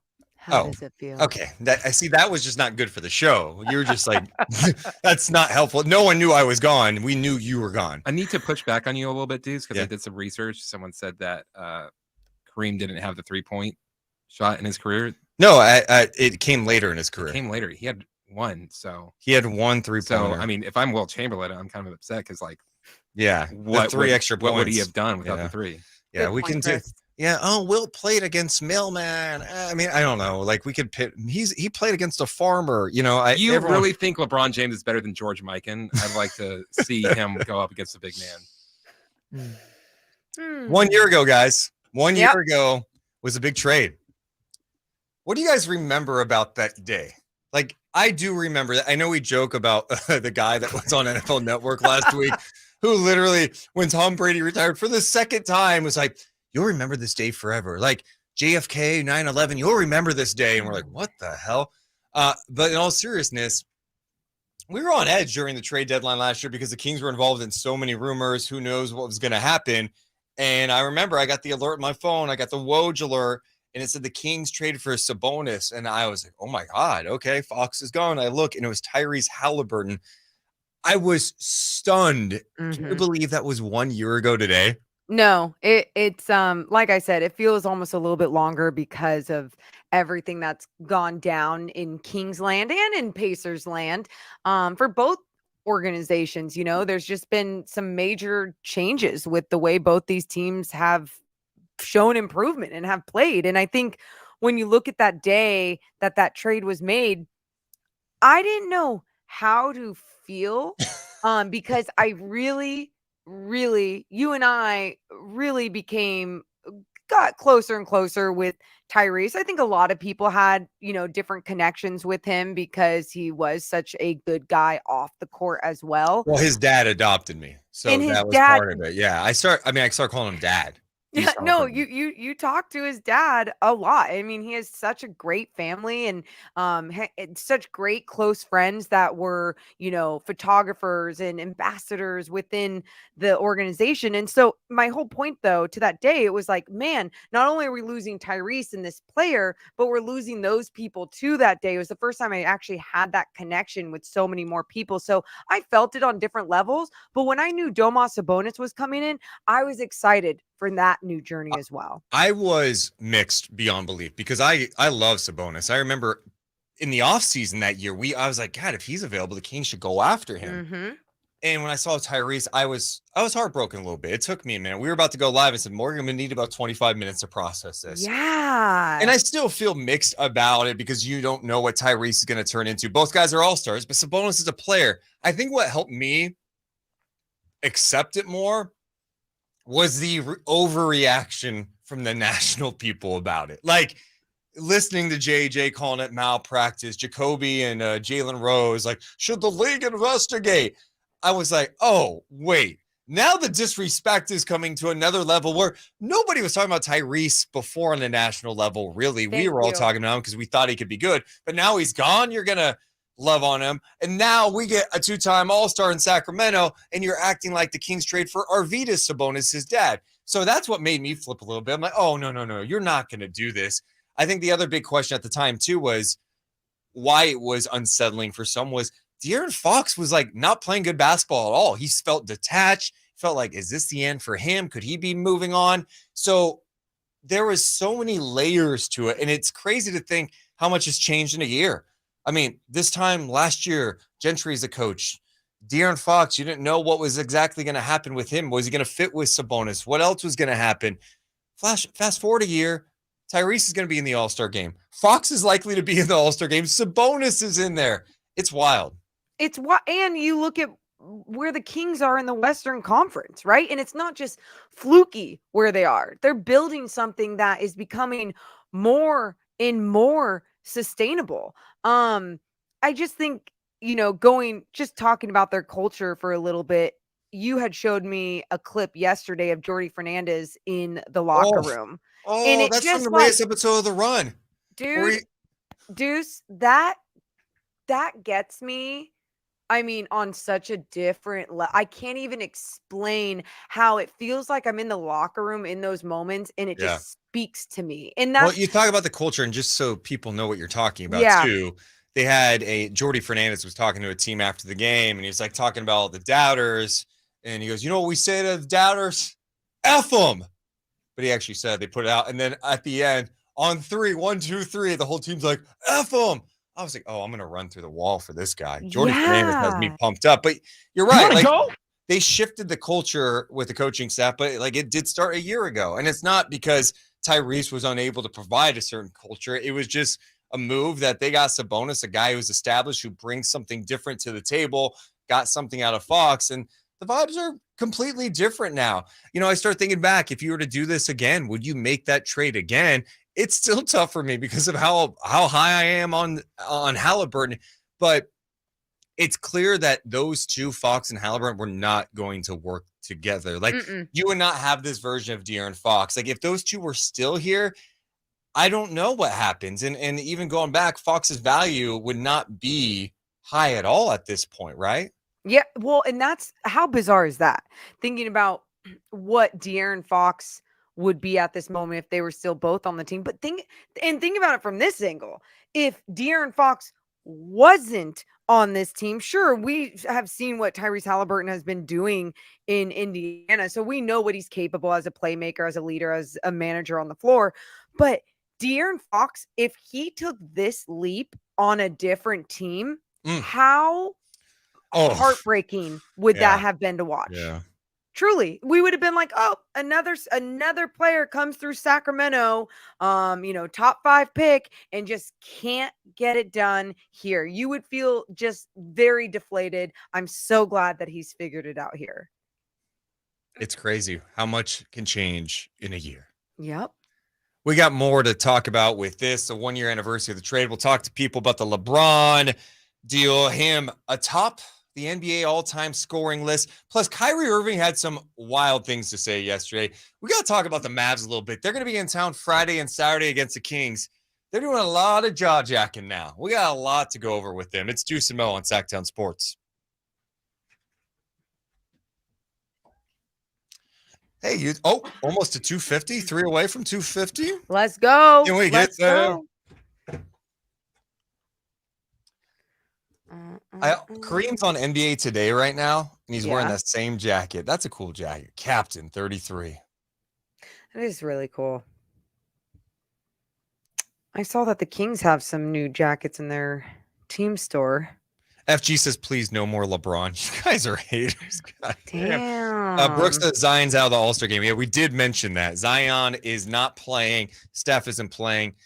Can they just announce Fox as an All-Star during the show, please? Yeah, that would be great. I mean, yeah, I would like that because then it's content also for our pregame show on NBC Sports California. So, And do you really need content today? I mean, we talk Kings. It's not like we're going to be talking about Kyrie Irving on today's pregame show. And our normal producers out. Eric says Morgan Reagan and Deuce Mason, my favorite NBA G League basketball commentator. Let's go Kings. Congratulations to Namias Keita for making the G League All-Star game. All I have to say is, Portugal, stand up. Oh, also, speaking of All-Star, you see Shaedon Sharp's not going to be in the dunk contest now. I guess he's preparing for the second part of the season. I always laugh when people pull out for that reason. It's like, hey, I'm going to shift my focus to getting better in the second half. Yeah, Dunking a few times on national TV is going to alter your entire season after. Like, what are we talking about? I really don't. Yeah, I don't understand it. And it makes me sad because it's just like what the dunk contest used to be to what it is now. And now guys don't even want to do it either. It's like, it's never going to be cool again, it feels like. Is it nice to have an espresso machine at NBC Sports California? Oh my God, it's so nice. That was my 5th espresso. I had my Americano this morning with an ad shot, as you know, from Temple. And I feel like I need another one. Well, if you had this machine here, you could have as many as you please. As many as you please. Caffeine's not a drug, is it? How do you like the lighting on me today, Mo? Oh my God, Deuce. I was going to say it makes your hairline really stand out. You could use a little bit of matte makeup like on your forehead. God. I can't. You could use a whole bunch of makeup on your face. I could. I don't have any on yet. Yeah, so. we can tell. Do you want to go? Own it, honey. I'm owning it, honey. Pedro said, hey guys, 1 year ago, I didn't sleep that day and the whole week. Glad Sabonis is great. Oh man, when I saw it, I was on the phone with my mom talking about like going to a cousin's house or something like that. So it's like mid conversation, and I go, no, oh my God. My mom freaks out because she thinks like something bad happened. Something bad. Yeah. Really, like the car caught on fire or something like that. It's like, what's going on? What's happening? I'm like, Tyrese-Haliburton got traded. She's like, oh, okay. She's like, why are you doing this, son? Why are you doing this? That was just a shock. That was just like instant, like my instant thought feeling that right then was like, oh God, no, don't do this. Well, Sabonis has been so amazing. I had a father-son combo harass me after I had told this son that I was like, hey, everything's gonna be okay. Just like trust the organization. And they were like not happy with was me. that like at the post game? Like at the game? Yeah. I remember that. Yeah, a lot of harassment was going on, and then after that too. And I was like, Well, what? Mo, obviously you're part of the talk, so Thank you. I deserved it. So yeah, come on. Also, if anyone in our YouTube chat notices breaking trade news or like, hey, all-star news, anything related to that, make sure to alert us in the chat. Maybe drop a link too. Sure, you want that? If you drop a link, yes. Okay. I do. I don't get trolled easily. You cannot. There's not going to be a point where you go, hey, they traded Fox. I'm not going to be like, hey, guys, Trevor says they traded Fox. Let's talk about it. Yeah, you're not that bad. Patrick says, I was watching clips of Davion's highlight clips in high school. Okay, stand by. Stand by for Chris. Sactown Sports. Headlines. I'm Christopher Ladd with your Sactown Sports headlines. There's a new NBA all-time scorer, and his name is LeBron James. LeBron passed Kareem Abdul-Jabbar last night when he scored 38 points in the Lakers' 133-130 loss to the Oklahoma City Thunder. As of now, he leads the NBA with all-time points with 38,390. Andrew Lopez of ESPN is reporting that New Orleans Pelicans forward Zion Williamson will miss the next 3 games and will not play in the All-Star game. And the Sacramento Kings face the Houston Rockets tonight. With a win, the Kings will end their 7-game road trip with a winning record of 4-3. You can listen to tonight's game with game night at 3:30 and tip-off scheduled for 5 right here on Sactown Sports. It is 12:29. Time to check out Coastside Medical Clinic, who's dedicated to providing breakthrough remedies for men. And now more of Deuce and Mo.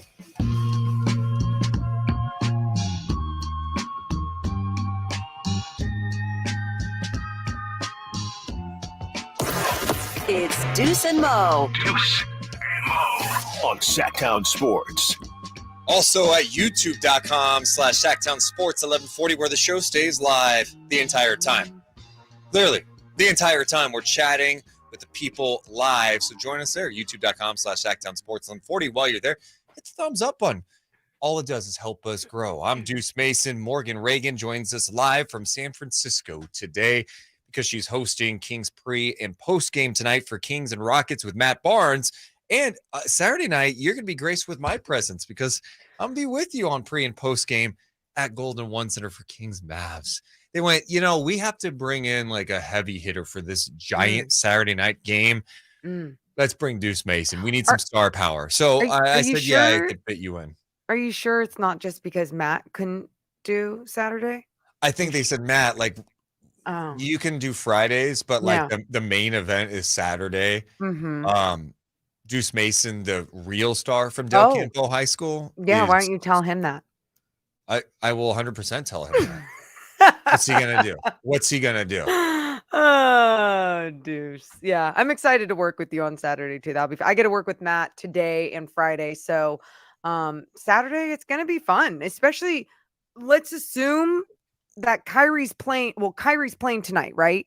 He's supposed to play tonight against the Clippers, and so I anticipate he'll play Friday against the Kings. They it's a back-to-back. I don't know. I don't see why he'd have any limitation. Luka's still not back. It doesn't sound like Luka's going to play tonight. Maybe he makes his return Friday. It's also heel contusion. So I don't know what his status is going to be, especially when they play back-to-back games against Sacramento. Right. That's a great question. Yeah. How are we feeling about the Mavs right now? Because I feel like they're doing a lot of talking. Who's doing the talking? Okay, let's talk about that, Morgan. Mark Cuban, the owner, was talking about the trade. Here's what he had to say. We thought the opportunity to get another player like Kyrie that's transcendental, would give us the best backcourt in the NBA. We have probably the best ball handler in Luka, and now we feel like we have the second best as well. Popping off, calling it the best backcourt in the NBA before they have ever played a game together. I guess from a pure talent perspective, maybe he's not wrong, but man. It's confident. It's quite confident. And look, Deuce, when you have talent on your squad and you haven't seen it together, don't you kind of need to believe that that's what you made the move for, that's why you made the move? Because you have to make bold proclamations after a trade when you're an owner of an NBA team? No, you don't need to do that. You don't need to say it out loud. You don't need to say it publicly. But at the same time, maybe that's truly how he feels. And he says what's on his mind. I mean, I say who cares what he says about that? And if you're any other team, show him why that's not the case. Well, Jason Kidd, the head coach of the Mavs, said that Kyrie puts him in championship position. So that's the other one. And then Kyrie talked about his new opportunity in Dallas. He went over a lot. And one of the things he says was that he didn't feel supported the entire time in Brooklyn. That was an interesting line I thought he had in that. He also talked about getting the chance to play with Luka.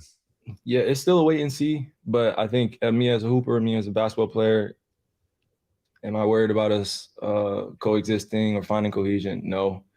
I've played with some of the best of all time, greatest of all time. I've been on some of the greatest teams on the Olympics and on the World Championship. So I think this is going to be my first time seeing like one of those bad Europeans come over and really dominate up close and have the opportunity to do it at a pace that I don't think has ever been seen before, other than like Larry Bird or like somebody else that just plays at their own pace, scores a bunch of points, and is constantly in that MVP conversation every year just because he commands that much attention. So as much as I can alleviate for him, as much as I can lead alongside him, willing to do, but there's no pressure here. Nothing's forced with me and him. I just want to play basketball and enjoy his talent and enjoy my teammates' talent and, work towards the championship. And that's the thing, Morgan. The reality is with Kyrie, you're going to have great moments. Mm-hmm. There's no doubt to me that maybe in a few weeks we're going to be like, hey, man, you see the potential with this group. He's been great there. I'm sure there's going to be stories about, hey, he just needed to change his leadership there. He's fit with Luka. Luka's more inspired than ever.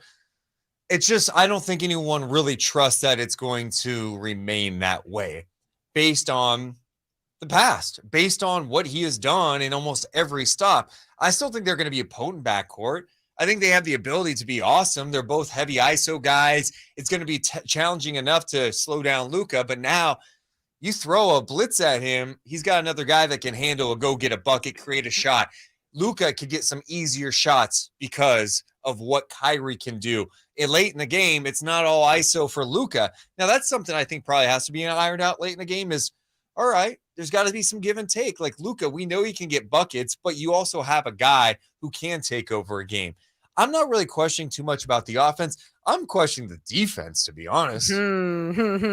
As you should. And Deuce, really quick, too, I do want to mention, because something that he had said and you were kind of talking about, too, he's played with the greatest of all time. And he's shown that he can play with some of the greats in this league and make things happen. I think, if anything, it's his off the court antics and his health that have been more of the problems over this time. So we know he knows how to make people better and play with some great players. That's great. The blitz comes along, you have more options, there's more attention on guys. You're going to create even more easier shots for yourselves if you are the Dallas Mavericks. Now you look at them on the defensive end. How many times have we looked at Christian Wood and him just being a liability on the defensive end as a big guy in the middle, just not capable of moving and doing enough to protect the rim? He's someone I still wouldn't be shocked if they made a move with him at the trade deadline, right? That's someone that I think if anything, his effort is what gets questioned a lot about him on the defensive end, is what you hear a lot, but who knows if that is going to be a move that they make. Either way, they don't have a lot of defensive guys anymore. Well, Kyrie also talked about Kevin Durant with Brooklyn. I mean, obviously he wished things could have gone differently. You know, we came together in about 2018, 19, kind of when that finals happened, and we weren't coming together to plan what team we were going to, but we just had goals together, and it wasn't just as a duo. We were seeing ourselves as savants in the culture that we wanted to teach the youngins, and if we got some young guys that were willing to sacrifice and buy into what we got going on, then we were going to flourish, we felt. But it just didn't work out, and we still remain brothers. But it is a business at the end of the day, as we always say, and I got to look out for my family, and ultimately I want to be at peace every time I come into work, rather than things hanging over my head or wondering what people think about me in the building, or whether or not a report's going to come out tomorrow that I don't talk to my teammates, which is untrue. And then, you know, I just felt like being in New York City in the media capital of the world, there was so many things that leaked out that I didn't even know where they came from. And I'm answering things that I don't deserve. And ultimately, I don't pay attention to that much. So I'm just grateful that got to move on and I'm here. I mean, I think there's some truth to it. I also think Kyrie acts like he never does anything wrong. Correct. He's the perfect guy. But, dude, players love Kyrie, man. You see his interactions with players before games. People try to paint him as like, hey, no one in Boston liked him, like Tatum, Brown. Every time they are playing together, I see Kyrie hanging out with Tatum and Brown. Like, I think some of it gets blown out. I think players dig him. You know, you may not totally respect some of the stuff he's done or said or his beliefs or whatever, but I think if you're a basketball player, you go, oh, this guy's a baller. Like, this guy, when he is locked in, he is ready to go. He is a joy to watch. Well, and that's ultimately what's going to keep him attractive to other players in the league, to other franchises, because he is such a good player. He's such a unique player. And I do believe that he has the ability to not just be an ass, right? Like, people can enjoy their time around him. At the same time, too, whenever he does talk, like in these press conferences, you see how it's everyone else's fault and not him. He doesn't accept any accountability. And even on top of that, with him not getting an extension with the Brooklyn Nets, not once does he ever think to like, oh, maybe it's because I can't stay on the floor anywhere I go to. It's not just about what he does off the floor, right? He also had some weird comment about like, well, I led by example. I led that team and I left him in a great position, the 4 spot. I'm like, okay, we got a lot more to get to on the show. I've said that way too much today. That's a crutch. That's definitely a crutch. We got a lot more to get to. We are live until 2 p.m. At 1 p.m., Howard Beck, one of the best NBA writers in the world. He's also host of a great podcast, too. He's going to join us at 1 p.m. We'll talk trade deadline, LeBron, and so much more. It's Deuce and Mo on Sactown Sports.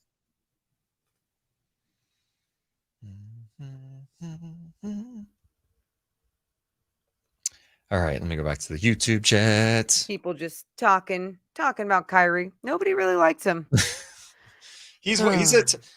I get so conflicted because I watch him sometimes and I just love his game. But that one comment that you made that he left them in 4th place. So it's part of I got that clipped up in there. It's part of a longer one. And I just grabbed it real quick because you guys just have to hear it. Okay. Which one is it? I'll play right here. Okay. Are you going to play now?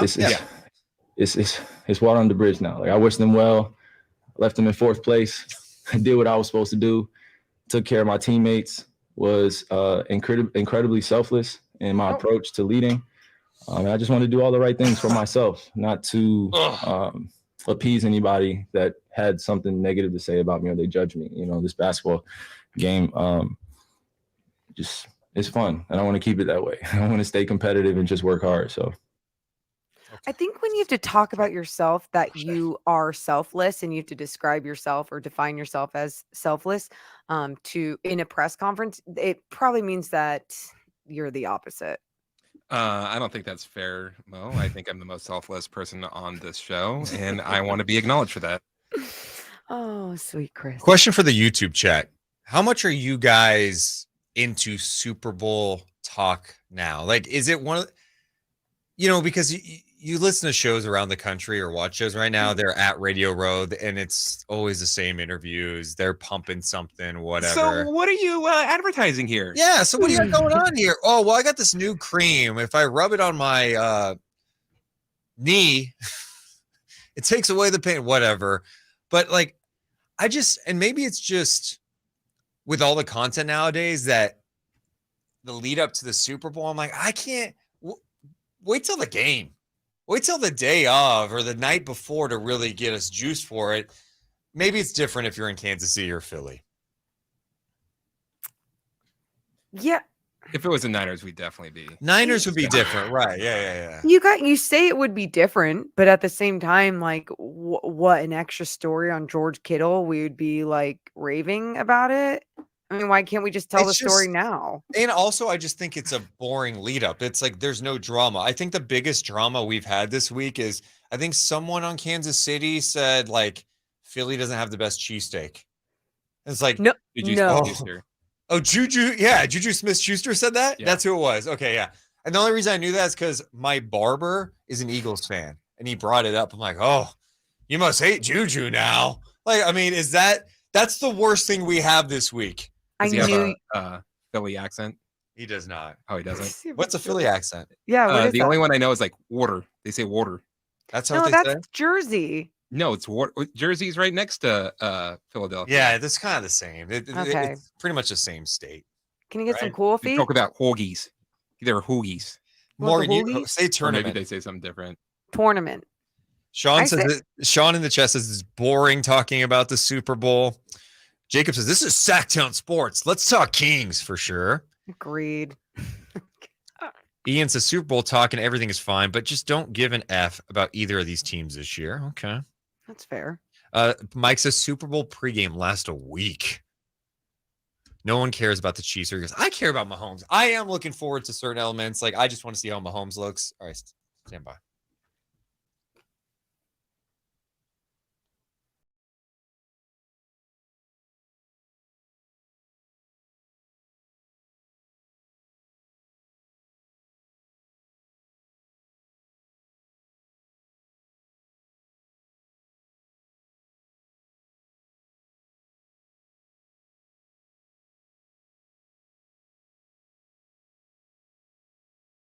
It's here too. It's Deuce and Mo, Monday through Friday, 11 to 2 p.m. Pacific time on the Sactown Sports app. You can also get us on the radio, 1140 a.m., 96.1-2, or live, always live on youtube.com/Sactown Sports 1140.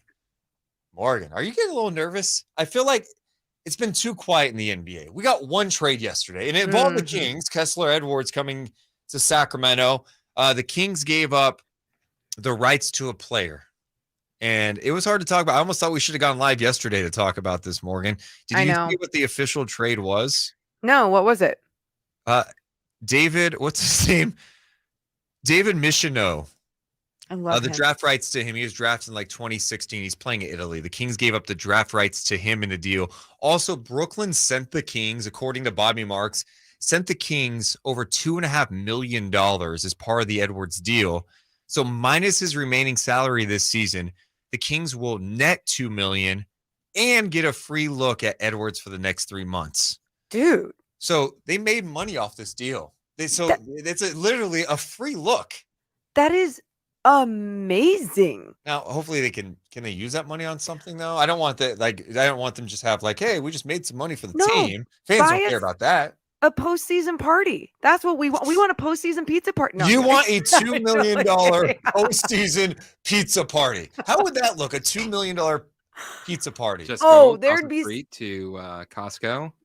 No, there'd be some gold in my crust. Okay. Oh, wait. Sham just put out a tweet. Oh my God. We not here. I just asked for a trade. Let's go. Sean says the Lakers, the Jazz, the Timberwolves are in discussion on a 3-team deal that would send D'Angelo Russell back to the Lakers, Westbrook in draft compensation, such as a first-round pick to the Jazz, and Mike Conley to Minnesota.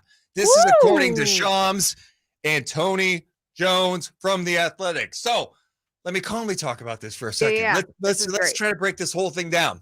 So Westbrook last night gets into it. Woj says that, hey, he and Darvin Ham got into it at halftime a little bit, but they dapped up after the game. Now Shams is reporting a 3-team deal. The Lakers, Jazz, Timberwolves are in discussions on a 3-team deal. It would send D'Angelo Russell in the final year of his deal to the Lakers, where he got his start with the Lakers. Westbrook in draft compensation, such as a first-round pick to the Utah Jazz. Mike Conley to Minnesota. There's got to be more in this deal. Woj is tweeting about it now, and this is what I live for. This is what it's all about. Okay. Woj just retweeted something. One player the Lakers have talked about in the past and have been engaged with today is D'Angelo Russell. So he got beat on the scoop by Sham, so he's retweeting a clip from NBA Today talking about it. But wow, Morgan. So what do you think about this? Okay, well then, Deuce, here's where that drama that Woj tweeted out last night begins. I know it's not that big of a deal to you, okay? But this is how things get going. I'm not acting like they haven't been talking about this for a while and it just came after last night. But sometimes it's the little things that push you over the edge, right? But my question is, why for the Utah Jazz does this make sense? And if you can explain that to me, that would be great. But if not, I would love if more information came in about that. Also, while we kind of break this down, I'm going to send Howard Beck a text because he did say if there's breaking news, I'm going to make sure he knows about this. And so he understands that he may have to skip this. And that's totally fine. And as you send that text, I'll let you do that because you never answered my question. And instead, you actually ignored me. I really did. I'm doing a lot of different things in here. You totally did.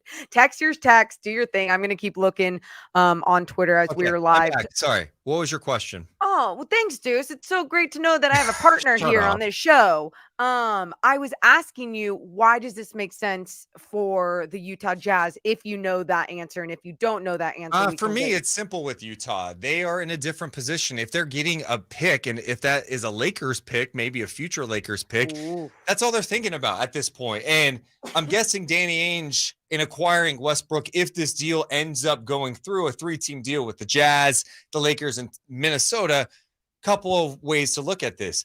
They're going to probably buy out Russell Westbrook, the remainder of his deal, which by this point of the year, maybe it's 18 million left.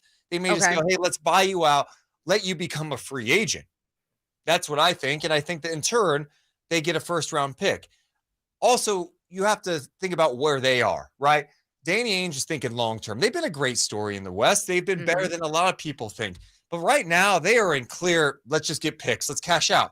How do we cash out? Oh, we could take on Westbrook and we get a pick out of it. We'll take that. We already have all the picks from Minnesota. We already have picks from Cleveland. We are adding young talent. This is what we're thinking about at this point in time. For the Lakers, you move on from the Westbrook era and you get D'Angelo Russell, someone that you are familiar with from the past. You know that the situation in Minnesota hasn't been great for him. Bringing him back to LA as a guard who can get a bucket, probably not the worst thing for them, but does that propel them to any new heights? And then for Minnesota, some stability. I mean, I think at some point you get a veteran in Mike Conley. They are trying to win. Minnesota's all in. They made the Gobert trade. They're trying to get to the next level, right? And right now they've been disappointing. Cats miss time. The good news for them, Conley has a connection with Rudy Gobert. Can that facilitate some things and get them going in a direction that is good? Okay, and Conley has one more year on his contract as well. Yeah, so. but I don't think that's a fully guaranteed. It's not fully guaranteed. So partial. Okay, yeah, and that the money doesn't impact them too much because Russell's deal was expiring this year too. All those players we just mentioned, they're all big time deals, and I think there's going to be more players in the mix for this. They all have expiring deals. Okay. Yeah, I was curious too because for Minnesota, I know you say they bring on a vet like Mike Conley, but at the same time, D'Angelo Russell, it's not like he hasn't been producing for them. I mean, but has it been conducive to winning? When they got him, it was supposed to be the missing piece, this former All-Star. He's got ice in his veins. It's gotten to the point with them that Anthony Edwards has been running a lot of point. Like, he's been the guy bringing up the ball. So to have a steady veteran piece in Mike Conley, it's pretty simple. What do you need out of Mike Conley? Oh, you need me to score buckets? I'll do that. You need me to go out there and facilitate and run a team? He's done it for teams at a high level. So I anticipate it's going to continue. We're getting more details at this hour. Adrian Wojnarowski just put out a tweet. Let's react to it. Three-way talks with the Lakers, Jazz, and T-Wolves would potentially land D'Angelo Russell and Malik Beasley to the Lakers. Mike Conley in picks to Minnesota, plus Westbrook in picks to the Jazz. The Jazz do remain engaged on talks elsewhere on Conley too. So this is far from over at this point. Okay. Shams reporting that these teams are in talks. Woj now getting in on the action because, they got their own kind of back and forth. They're in a competition to break stories left and right. But as we are less than 24 hours away from the NBA's trade deadline, there's definitely stuff heating up. Westbrook could be on the move. Russell could be going back to LA. It is insane right now in the NBA. Morgan and Shams has an update too. Oh, do it. Let's hear it. Shams says ongoing discussions have included Utah's Malik Beasley and Jared Vanderbilt as part of a potential 3-team deal to the Lakers. No. Oh, you kidding me? You son of a... Oh, no. Deuce, we must stop it. We've got to stop it. We cannot have Vandy go. No. Okay. That's a lot to go unpack there. So now all of a sudden, if the Lakers are adding potentially in this deal, Malik Beasley and Vanderbilt and Russell, wow. Yeah, that's a significant trade deadline for them, man. That's that is huge. insane. And how many times? Oh my. Okay, now I shouldn't say this right now, but if this all goes through, how many times did I talk about the Lakers, the trade deadline, and how scary it could be with them making moves? Okay, in the it doesn't mean Western it's gonna be. You can relax, man. You have this. Do you have a fear of the Lakers forever? Okay, just understand that it still has to work. We have a lot to unpack. Howard Beck is scheduled at 1:00. I have a feeling he may be pushed back. We'll find out. Okay. Either way, we are talking NBA trade deadline. Who is on the move? Lakers, Jazz, T-Wolves talking about a mega deal that could have ramifications in the Western Conference. And a key piece that the Kings could be interested in, Jared Vanderbilt. Maybe he's going to LA. We'll find out together on the other side. It's Deuce and Mo on Sactown Sports. Oh, I love it. I love it. I love it. Talking about all the man. trades. Wait, did he delete the tweet? Some people are saying he deleted it. I couldn't find it. The Vanderbilt one. That one. It's still on it for me. People are saying it was deleted. So I don't know. Malik Beasley and Vanderbilt is part of a potential 3-team deal. So that's. I mean, if they walk away in this trade, moving Westbrook and getting Vanderbilt, Beasley, and D'Angelo Russell, that's just a huge win for them. DraftKings Sportsbook, an official. Yeah, it's massive. Wow. Yeah. That'd be insane. I am just like, I live for this life. By the way, if you're here live, appreciate you guys being here. We are 30 away from 300 thumbs up. Let's get it going in the YouTube page to help grow that. Oh, Hayden, my adrenaline's going. Hayden on the chat says, I want Vanderbilt. This is BS. Well, he's not officially to the Lakers yet, so we'll wait and see on that. Jesse 916, this sucks. Come on, guys. Just have some hope that Vanderbilt No, isn't. this just means action's happening. Let's go. Yeah. Patrick says, now watch them trade AD for KD. I don't think that would do it. By the way, LeBron's like popping balls last night celebrating. He knew it was going to happen. He knows how we're going to make a trade. It's all good. He knew, and maybe that's why Anthony Davis's body language was what it was, because he knew. He's like, Russ about to be gone. You think? No, I'm kidding. I'm just starting drama. Yeah. Come on now, it's my life. So maybe the Kings offer 3 or 4 second-round picks. I bet you the Lakers put both first-round picks in, and I mean, if AD stays healthy, they had Vanderbilt. Beasley can give you scoring, and Russell.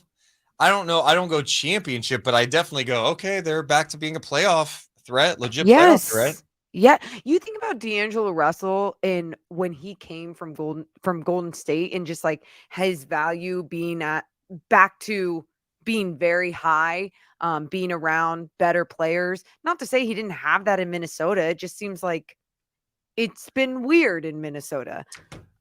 I don't know if Beck's going to be joining. I have no idea. He hasn't hit me back yet. Totally so just fine. so you guys know, if he's here, he's here. And we'll talk about that potential deal, what the Lakers could need, talk about Kings and all of that. MB says Lakers are not a threat with that trade. How could you sit here and say, I mean, they got better. They got way better. I mean, Westbrook to me has not been good for them. No. Let's see, Chris Haynes just tweeted out something too. Let's double check it. What you got, Chris? What you got? Chris Haynes says, in a 3-team deal being discussed, Lakers, Wolves, and Jazz, a buyout for Westbrook would be likely path, which I detailed just minutes ago, Morgan, without sources. So that's interesting. So Westbrook probably, was he going to sign with Sacramento or kidding? But what if he did? But what if he did? Dude, oh my God. That's going to be so irritating if the Lakers get Vanderbilt. Yeah, no. And Monty come off the top. Like right now, the Lakers are LeBron and Pelinka are pinning the opponent to get the deal done. 1, 2. Can Monty come off the top rope and break up the count? 1, 2. Oh my God, he broke it. The deal's not happening. It's not done yet. Oh my God. They were moments away from getting Vanderbilt. It's been broken up. Hey, you want to hear about the worst tweet ever that I just saw? Oh, no. Yahoo Sports put out, Zion will reportedly miss the All-Star game. Who should replace him? And there's a photo of AD, Ant, and Devin Booker. Okay. That's ridiculous. That is ridiculous. Do you even watch basketball? Who's saying that? I'm saying that to Yahoo Sports. We are 20 away from 300 thumbs up. Let's get there. It's only 1 o'clock too. We could easily get there. Appreciate you guys being here with us as we are hanging out, having a good time, talking about a wild time in the NBA. Man, Lakers just in the news left and right now. Also, if you want to call us, you can do it. 1-800-920-1140, 916-339-1140. Ian says ESPN had wall-to-wall coverage on the Rui trade. We're never going to hear the end of this one. Stand by. Sactown Sports Headlines.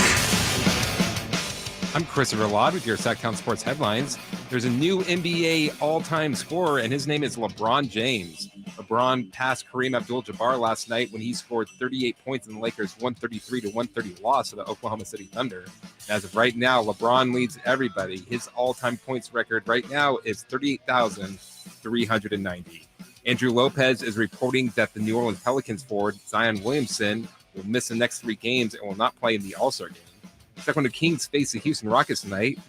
With a win, the Kings will end their 7-game road trip with a winning record of 4-3. You can listen to tonight's game starting with game night at 3:30 and tip-off scheduled for 5 right here on Sactown Sports. It is 1 o'clock. Time to check out Coastside Medical Clinic, who's dedicated to providing breakthrough remedies for men. And now more of Deuce and Mo.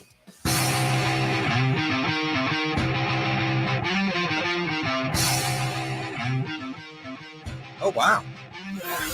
What now? On your local sports leader. Sactown Sports.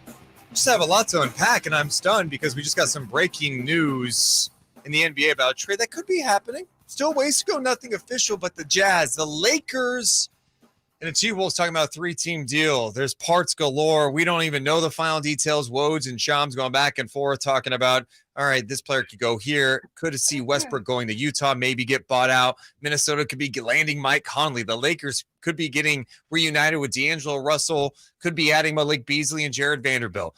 It is craziness because it is the NBA trade deadline. I'm Deuce Mason, alongside with Morgan Reagan, who's in San Francisco. She'll be hosting Kings Pre, Half and Post for NBC tonight. And super excited to join one of the premier writers covering the NBA. He's been doing it at a high level for so long. Works for Sports Illustrated. He's the one and only Howard Beck. How you doing, Howard? Hey, guys. Been a while. How are you? Dude, so good to hear from you. I know, by the way, if there's any urgent breaking news and you have to end with us, that's completely fine. It's insane today because you just never know what's going to happen. I know it's a rumor trade right now, and we're still trying to figure out the parts moving back and forth if this deal gets done. But it sounds like the Lakers are trying to be aggressive at the deadline. Yeah, well, look, they have to be.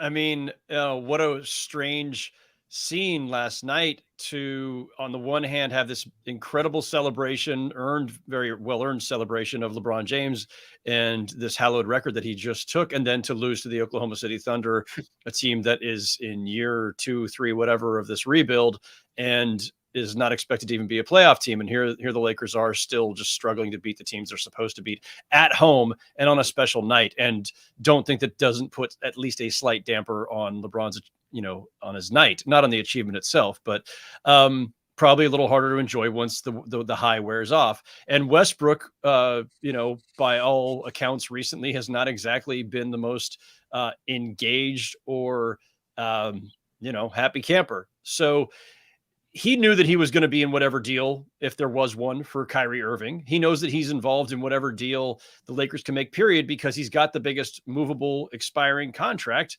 packaged with picks, gets the Lakers somewhere. So I'm sure Westbrook has not been in a great mood, knowing that that's hanging over, knowing that LeBron's been speaking publicly about, kind of pining for Kyrie, whether by name or kind of subtly or not so subtly. Anyway, the reported trade, which all of the usual newsbreakers are reporting, is being discussed. By the time all of those guys are saying it's being discussed, usually that means it's happening. It's very rare that they all get wind of the same thing and then have it be something that was just a conversation. So I'm going to say this thing has probably got legs. I have not made any calls myself just yet. It makes sense. Shipping out Westbrook makes sense. Doing everything the Lakers can do to upgrade the roster and try to make this season meaningful beyond LeBron's makes sense. The pieces that are involved, D'Angelo Russell, makes a lot of sense. Obviously started his career with the Lakers, has grown up a little along the way, and, has always been kind of a hot and cold fit with the Timberwolves. And, that's a team that needs a shakeup too. And we know that the Jazz have been looking to do something with some of their veterans as they continue their teardown / rebuild after moving out Donovan Mitchell and Rudy Gobert last summer. So go ahead, Morgan. I was going to say, you look at this Western Conference now and you're seeing some moves being made, but I think for the Lakers, some people want to still sit here today and go like, that doesn't move the needle. I mean, if this all goes down and let's say Beasley, Russell, they're there, but then somehow Vanderbilt gets there as well. Does this do anything for you and the Lakers this season? So people have a different standard they want to apply to the should they, shouldn't they question about the Lakers, and especially if it involves their future picks, right? The legendary 2027 and 2029 first round picks that they have been guarding like gold. I think personally, the standard should just be make the season meaningful. Don't have the season be a waste. And that means making the playoffs and then just see what happens. There is no one move, I don't think, that is going to make the Lakers immediate contenders. They just have too many holes. But that doesn't mean you sit still and go, well, all right, fine. I guess we just, let go of the season. Like try to do something. And especially if the trade brings back players who are under contract into next season, well, now you're just that much further ahead of the game. You may or may not make the finals this year. It seems unlikely, but make the playoffs at least. Don't have this be another year where LeBron's, performance and talents are wasted on a lottery team. Push this thing forward, get to the summer, and keep pushing it forward. So I am in favor of even a move that makes them respectable, that makes the season meaningful. It doesn't have to be all or nothing. If we make the standard championship or bust, well, then there is no trade. There are no moves. And then you're just sit still, sit on your hands, and have another great year of LeBron James evaporate for nothing. So the players you mentioned, Morgan, like that, just think of it this way. When you look at the Lakers starting five at any given night, you have LeBron James, Anthony Davis, and three players, whichever three it is, who belong on a bench somewhere, who would probably not start for any other team. This is the problem. The Lakers have a roster packed with guys who should be 7th, 8th, 9th men, not 3rd, 4th, 5th, 6th, 7th even. And so the guys they would be importing in this deal, if that's the configuration, are all legit starters. So they're already ahead of the game. You have a functional starting five, perhaps. I'm curious too, with the Westbrook element, it sounds like Utah could buy him out if this deal went through. That means he's a free agent. Do you think there are teams like playoff teams that would look to add him based on his production? And look, I feel like sometimes maybe it's because of LA. I think sometimes people overstate his production this year and what he brings to a team. But, there is the element of, hey, this guy's won MVPs. He's played at a high level before. What do you think his market value would be if he was a free agent? Would teams be after him? Even a year ago, when Westbrook's first year with the Lakers was going so badly, and Chris Mannix, my podcast partner, and I talked about where Westbrook could go, whether by trade, then buyout, then sign somewhere. And we did this exercise of going through the list, and it was like, I'm not sure where he fits. Even as a buyout guy, as a minimum salary guy, it's hard to find a place for him because of the way that Westbrook plays. It's a little bit akin to, Allen Iverson's final years in the league, where it was hard for him to adapt to being like just a role guy, or Carmelo Anthony, where he found himself out of the league for a year because he didn't know how to reconfigure his game and his persona, his identity essentially. And Westbrook is built that way, right? Like, yes, he accepted the 6th man role with the Lakers, but I don't think he's done it that happily. And I think he did it with the idea that, well, eventually this will get me to the next place and people will see that I can do this. But Westbrook still plays the same way. And if he's in the fourth quarter in crunch time, he's still taking shots that probably should be going to LeBron James or Anthony Davis. He's still kind of a ball dominant player, even in a 6th man role. I haven't done the exercise again, but if this trade goes through, if it becomes Westbrook to Utah, for sure Utah is buying him out. Where does he go in free agency? Like, I can't believe that his career is just over. That was Mannix's premise a year ago, was like, if this were to happen, a trade and a buyout, maybe he's just done. I'm not there, but if you start looking down the list of teams, it is usually pretty difficult to figure out where he actually makes sense. Yeah. I mean, it's hard talking about it like that and thinking, man, is this where the end of his career goes? But at the same time, when you don't see guys accepting their roles and what they can still produce in the NBA and adjusting to the rosters that they're on, it's going to be tough. And I think now I want to shift gears just to Minnesota, because now they're adding a vet in Mike Conley, a guy that understands his role, that understands his value and what he can add to a team as a point guard. Is the future of the Minnesota Timberwolves, are we going to see Rudy Gobert and Cat on this roster? That's a great question. So I can't remember if I put it on my list of bold predictions for 2023 a few weeks ago, 6 weeks ago. I don't know. What time is it? What day is it? I don't know. At the end of 2022, we were asked to do predictions for 2023. And I think I put on there somewhere that Karl Anthony Towns will be traded sometime this year. He can't be traded during the season for silly NBA, CBA cap reasons. I think the Cat era is coming to an end, because logically, this is a team where, Ant Edwards is clearly your future. You made such a massive investment in Rudy Gobert, both in terms of obviously the contract, but also what you sent out to get him, that he's going to be there and you're not retrading him.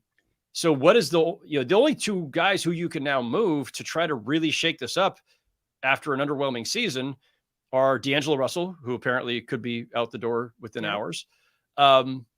and then Karl-Anthony Towns. And Karl-Anthony Towns is the one constant, right? For 7-8 years, great offensive player, phenomenal numbers, and it never leads to enough winning because he's not a defensive player. And the Gobert thing was supposed to patch that up. Hasn't really worked. So I think inevitably you get to that point, and you could probably get a decent amount back for Karl-Anthony Towns given his age and production over the years. So I think, look, we've got some season to go here still, and the Timberwolves have, I think, revived themselves a little bit lately. So we'll see. But if this season ends badly for the Timberwolves, however you want to define that, I think Towns out the door this summer seems like a high possibility. We're hanging out with Howard Beck from Sports Illustrated. 1 year ago today was a big trade for Sacramento. They traded Haliburton, got Sabonis back, and here we are a year later. Tyrese is an all-star. Sabonis is an all-star. Fox likely to be an all-star, I'm guessing, if he replaces Zion or Steph on the team. It looks like it's worked out well for both teams. I'm curious to get your perspective on where Sacramento's at right now. They have 30 wins before the All-Star break, which is kind of insane to celebrate. But in Sacramento, we're like, wow, this is a big-time deal. What do you think of the Kings' season this year? And do you think that they can be in that top 6 when we get to April? So they're third now. They're on it's funny. It's a funny year in the West, right? So we keep saying the West is wide open, and I think it is, even though the Nuggets have a decent lead and they look like the favorite, but they're not like favorites by a mile. And you have all these teams like, the Suns have underachieved, but they're starting to stabilize and they got healthy. The Clippers were unhealthy and they've started to stabilize and have surged up the standings. The Warriors, as you guys know out there, have had a little bit of a strange season. The Pelicans started off really hot, got hurt, and now they've plummeted, but they're still not that far out of that top tier. And then you got the Mavericks, who just picked up Kyrie Irving, and you could say you could take that any number of directions. So it's a weird year in the West, and these teams are packed very tightly, and the Kings are on pace for 46 wins. So on the one hand, they're third, which suggests, well, they're right in this thing in terms of the Western Conference chase. 46 wins usually suggests, which is the pace they're on, usually suggests you are a good, solid team that's going to be in the playoffs and maybe win a round. Yeah. But this year it's good enough to be third in the That West. is wild. Yeah. And I think for the Kings, I mean, you're obviously take a 46 win pace based on where you've been. I think a lot of people looked at, even after this trade and the offseason, they could be a play-in team in the West. So being at that pace, I think, is a big time accomplishment for this group, especially trying to end this drought. Do you think they should make a tweak or two at the trade deadline? How aggressive do you think they should look to be? It's hard to say when you're a team in this position, right? Where, you're trying to end a 16-year playoff drought. And, you're in the first full season of the Sabonis-Fox kind of pairing. First year with Herter there. It's a new team in a lot of ways. And I always say, like, no one team has to carry the burden of a franchise's past dysfunction, right? De'Aaron Fox has been there and Harrison Barnes have been there for a few losing seasons, but they're not responsible for everything that's gone on since, 2006. So I would say you don't rush it, right? There is a moment here, and you could make the case, well, just, you know what, this is like found money, go all in, keep pushing it forward aggressively. There's a case for that. As usual, it depends on what's out there. What is there to do? This trade market is still a little bit stalled by the fact that there are so many teams still in the running for something, playoff, play-in. And maybe this three-way deal with the Lakers, Jazz, and Timberwolves unclogs things a little bit. So it really just depends on what the move is. And since we don't have, we'd just be talking in hypotheticals. Yeah. It's hard to say. My bottom line is, they're in a great position. They're just at the beginning of this journey with this group, this core, and specifically Fox and Sabonis.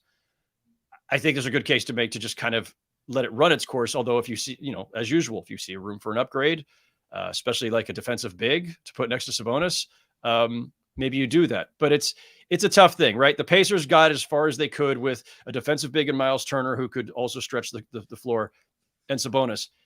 The Kings are now in the same position where Sabonis, well, if he's your center, great, phenomenally productive, an all-star, but he's not a rim protector. He's not a guy who anchors your defense. How do you manufacture a defense around this 1-2 punch? So that's the challenge. Yeah, there's still plenty of challenges with this squad. Some tweaks that need to be made. But at the same time, that's the thing that we keep on going back and forth on is just, are those the tweaks that you make at this trade deadline? Do you ride with this team into the postseason and see what you can get out of these guys? My only thing is, though, now we're seeing this trade deadline. You know, we had our buddy Sam Amick on a week ago or so, and he was talking about fireworks being at this trade deadline. You're seeing a lot of teams getting involved, wanting to make moves. You're hearing the rumblings of all these other big names. It doesn't matter if it's the Raptors, the Nets, the Heat.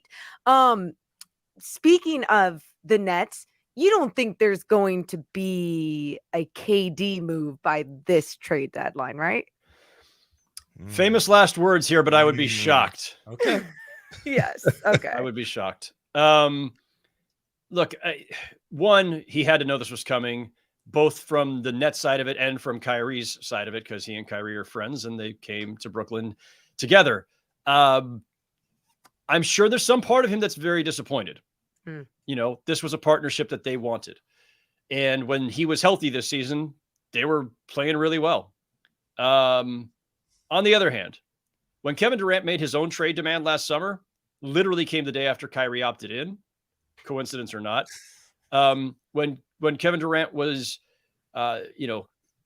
messaging through channels that he was not happy with the state of the Nets and the dysfunction of the Nets, a lot of that has to do with Kyrie Irving, his friend and teammate, who, tanked last season basically by his COVID vaccine refusal, which not only, cost them a lot of games that he couldn't play in, but also cost them James Harden, because Harden soured on the Nets in large part because of Kyrie's lack of availability.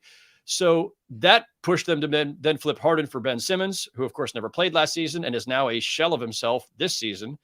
Like everything that's happened in the last 2 seasons, 2 straight seasons where you should be a title contender or at least in the mix based on having Kevin Durant and Kyrie Irving and some really good role players. And for 2 straight seasons, Kyrie Irving has blown it up. Last year with the lack of availability because of his vaccine refusal. This year by making a trade demand a week before the trade deadline. So some part of Kevin Durant has to see this and go, yeah, the guy's my friend, but he's not exactly doing me much good on the court right now.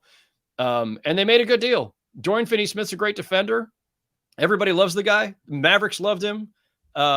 Spencer Dinwiddie, of course, blossomed here in Brooklyn his first time through a couple years back. And, I said at the time that he left for a contract in Washington, he got paid a salary that the Nets didn't want to pay at the time. I thought they should have kept him then. And I swear this is true. You could go back. It's somewhere in the record. I said, you just never know when you've got Kyrie Irving. You might want to hold on to Spencer Dinwiddie, whatever it costs, even as a high-priced backup, because he can play next to Kyrie. He can replace Kyrie. And if for some reason Kyrie's not available or hurt, you would have Spencer Dinwiddie. Lo and behold, they would have been really better off if they'd still had Dinwiddie here last year. So just insane. It's insane. And who knows how it's going to play out. I feel like it's so unpredictable. As Folsom Andy says in our YouTube chat, UC Davis legend Howard Beck. Yes. Howard, we seriously That's appreciate my guy. you. Thanks, Andy. Yeah, we appreciate you hanging out with us for a little bit. Encourage everyone to check out his work on SI, of course, the Crossover podcast as well. Howard, great catching up with you, and we'll talk to you again soon, man. Appreciate it, guys. Go Ags. Yes. Thanks, Well, Howard. Stinger's up too, but it's fine. Hey. No. Howard, He's appreciate it, not that man. well. We That's the have one him and on only here. Howard Beck. And Morgan, we got to talk more about. I mean, this is insane. We could be having a big NBA trade. Dude. Vanderbilt, we have to stop Vanderbilt from going to the Lakers potentially in this deal. So that's something we do have to talk about. Yeah, I mean, even Howard Beck, who obviously covers this on a national level, does an amazing job covering the league.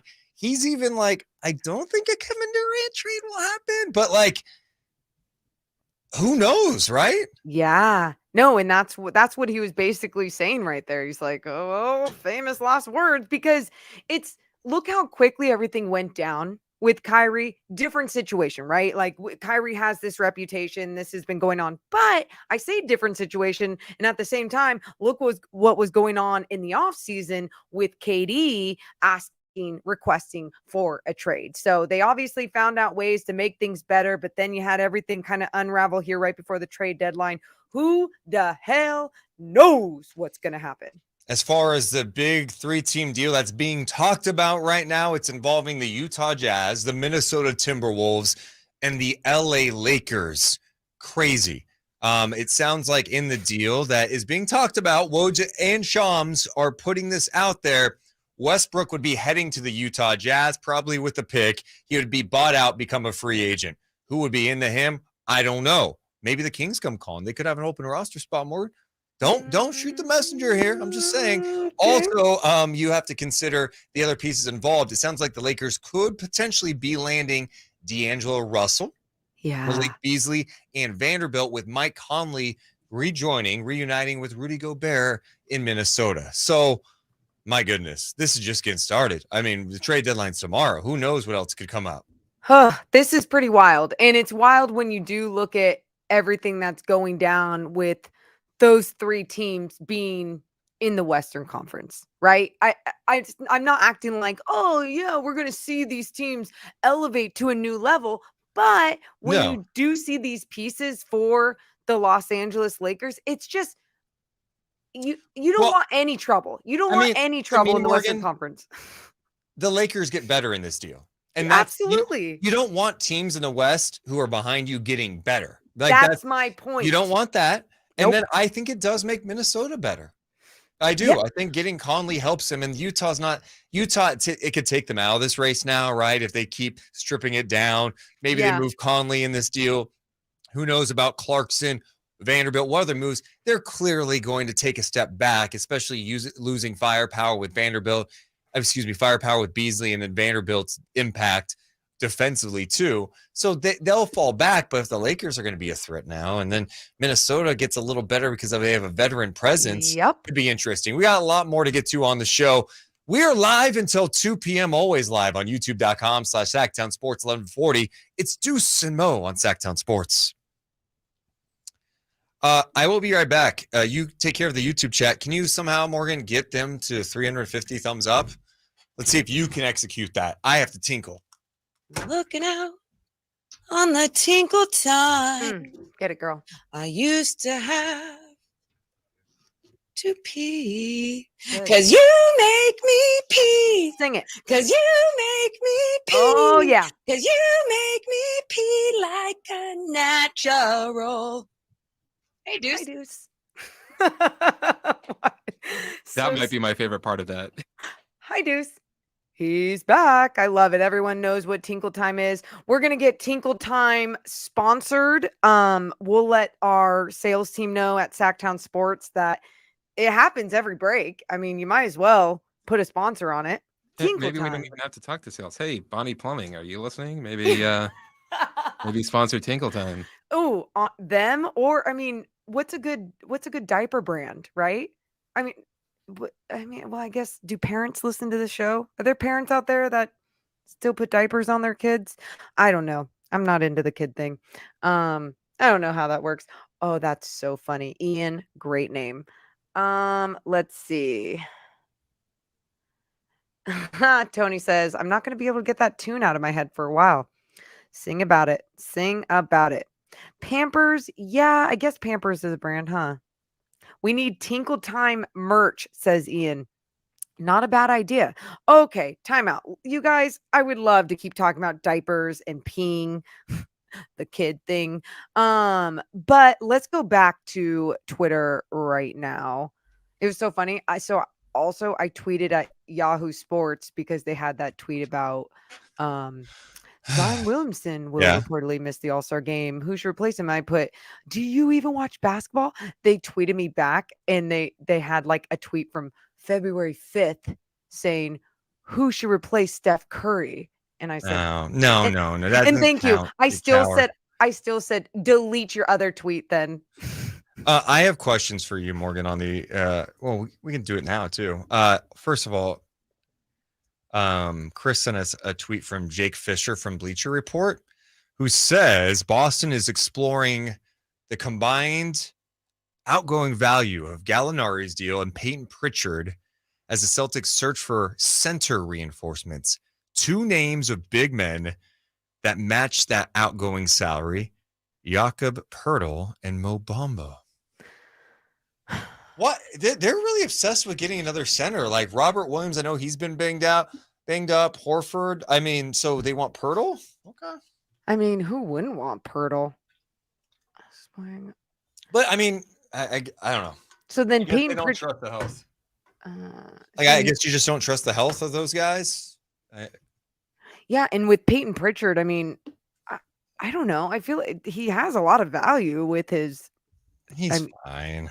I'm just saying with his shooting, right? Like he's still young. He can still keep growing in that position. There's Jaylen Brown and Jason Tatum on this team. It's not. He just hasn't been as impactful this year. I want to look at his stats on the season because I think the shooting numbers have dropped for him. And also if you're trying to get better, it's like that you're parting. He's in his third year, dude. Yeah, he shot 41% from three last year, Morgan, and 41% his rookie year. Yeah, he's shooting 33% from three this year. But how much? What is he averaging minutes wise? His minutes have gone down by 2 minutes. Oh, that's huge. Yeah. So interesting. That is funny. I mean, I get them parting away. I'm just more wondering, like, you have Robert Williams, you have Horford. That tells me, like, they're not confident in those guys. 100%. And, Pirtle is I like Pirtle. He's a stud. Like, my guy, Steve Jones Jr. on Twitter was saying about Peyton Pritchard. He's like, he's shown up every time he's needed, but there's just only so much time with this roster / timeline. Yeah, I mean, with all those guys, you've got Brogdon, you've got man. Brown, Tatum, Smart. Also, here's a question for the chat. I'm not trying to troll. I'm being dead serious. What you saying? Would you, I'm just going to say I would not do this. I would not. What would you do if the Kings signed Westbrook? Like if they bought him, I would move. Would you talk yourself into it? No. I think I could try to talk myself into it. Mm-mm. And I would be nice. I'm obviously I would be nice. He's a human being. I would be kind. Someone's gonna pick him up, right? Or could we be in a situation where like playoff teams are like, yeah, he's not willing to sacrifice. We can't. And Dude, I don't know. That's Howard Beck's point. That's his point. Like, is this the end of his career? Like, who wants? People say he's a good six man too. Here's my pushback on that. Is he a good six man? I mean, he shoots. What is he shooting this year? Thank you. And watch him last night, you guys. Some of those. Oh, he was bad last night, man. You mentioned it. Routine passes going far left or far right. Hey, he's to be fair to him, he's the only one to pass a ball to LeBron James and Kareem Abdul-Jabbar in the same game. Oh. That's such a good one, Chris. Wow. Was that yours, Chris? No. Oh, but it was so good. 41% shooting from the field for Russ. He's shooting 29% from three, and he takes 4 a game. All right, stand by. Update. Sactown Sports Headlines. I'm Chris Live with your Sactown Sports headlines. There's a new NBA all-time scorer, and his name is LeBron James. LeBron passed Kareem Abdul-Jabbar last night when he scored 38 points in the Lakers' 133-130 loss to the Oklahoma City Thunder. As of right now, LeBron James stands alone with 38,390 points. Andrew Lopez of ESPN is reporting that New Orleans Pelicans forward Zion Williamson will miss the next 3 games and will not play in the All-Star game. The Sacramento Kings face the Houston Rockets tonight. With a win, the Kings will end their 7-game road trip with a winning record of 4-3. You can listen to tonight's game with game night at 3:30 and tip-off scheduled for 5 right here on Sactown Sports. Now more of Deuce and Mo.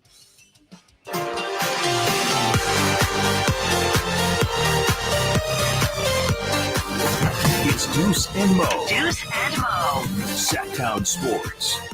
Oh, yes. I just noticed the YouTube feed. YouTube.com/Sactown Sports 1140. We're closing in on 320 thumbs up. We can get to 350. Helps the channel grow. It's Deuce Mason. It's Morgan Reagan on NBA trade deadline eve. Oh, it is Super Bowl week, too. It's insane. There's too much going on in the sports world. We're wondering, can he play all right on that bum ankle? But we're still days away. The trade deadline's tomorrow. Kings fans wondering what the hell is going to happen. I did throw out something to the YouTube chat before the break talking about Russell Westbrook because it sounds like he could be on the move from the Lakers in a 3-team deal where he lands with Utah, and Utah buys him out. The Lakers, in turn, would get D'Angelo Russell, Vanderbilt, and Malik Beasley. And then Minnesota would be landing Conley from Utah. Picks involved too. Nothing official quite yet, but it's definitely been being talked about, especially with Woj and Shams putting it out there. The note, though, is that Westbrook would be bought out. I would not do this, but I was throwing out to Kings fans. I'm like, hey, what would you do if the Kings signed Russell Westbrook on the buyout market? I don't see the fit, and I get it. Yeah, he's been an MVP, the talent. I just think you need people who can defend, who are unselfish, and who could shoot. He doesn't really do any of those things. Deuce, and that are good for a culture, a sustainable culture. And I'm not acting like, I'm sure there's so many guys in this league that are like, he's a great teammate, love to have him on my squad, all those wonderful things. Good for them. But you look at him not even being able to accept a different role with the Los Angeles Lakers, accepting that, yeah, they need to have more shooters out there when they got LeBron out there playing, right? They needed to make sure that they had guys just along the 3-point line so he can drive and dish. Where Russ, he can't produce out there anymore. Well, he can't produce out there, right?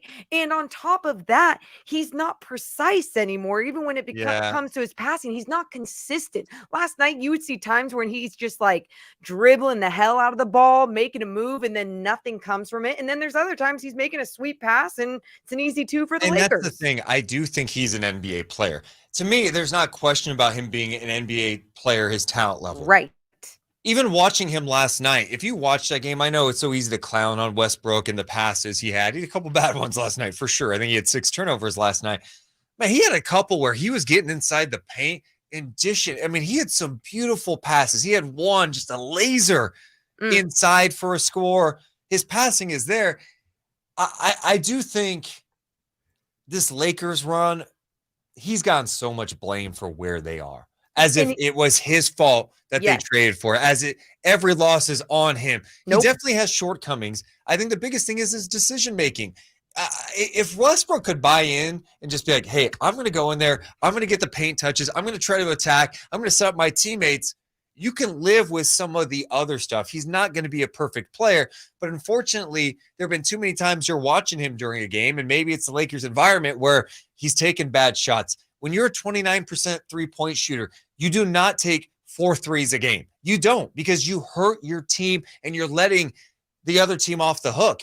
Play to your strengths. That's my thing with Westbrook. We just had Howard Beck on, and he even talked a little bit about Carmelo Anthony and how he understood he needed to adjust his game to find his role in his final years in the NBA. That is so very important for players like Russell Westbrook, but Russell Westbrook has a different mindset, and some people think that's a strong mindset. They're like, oh no, he's only got one track mind, and he's the best, and that's the type of mindset you need to have. No. Let's reel that on back.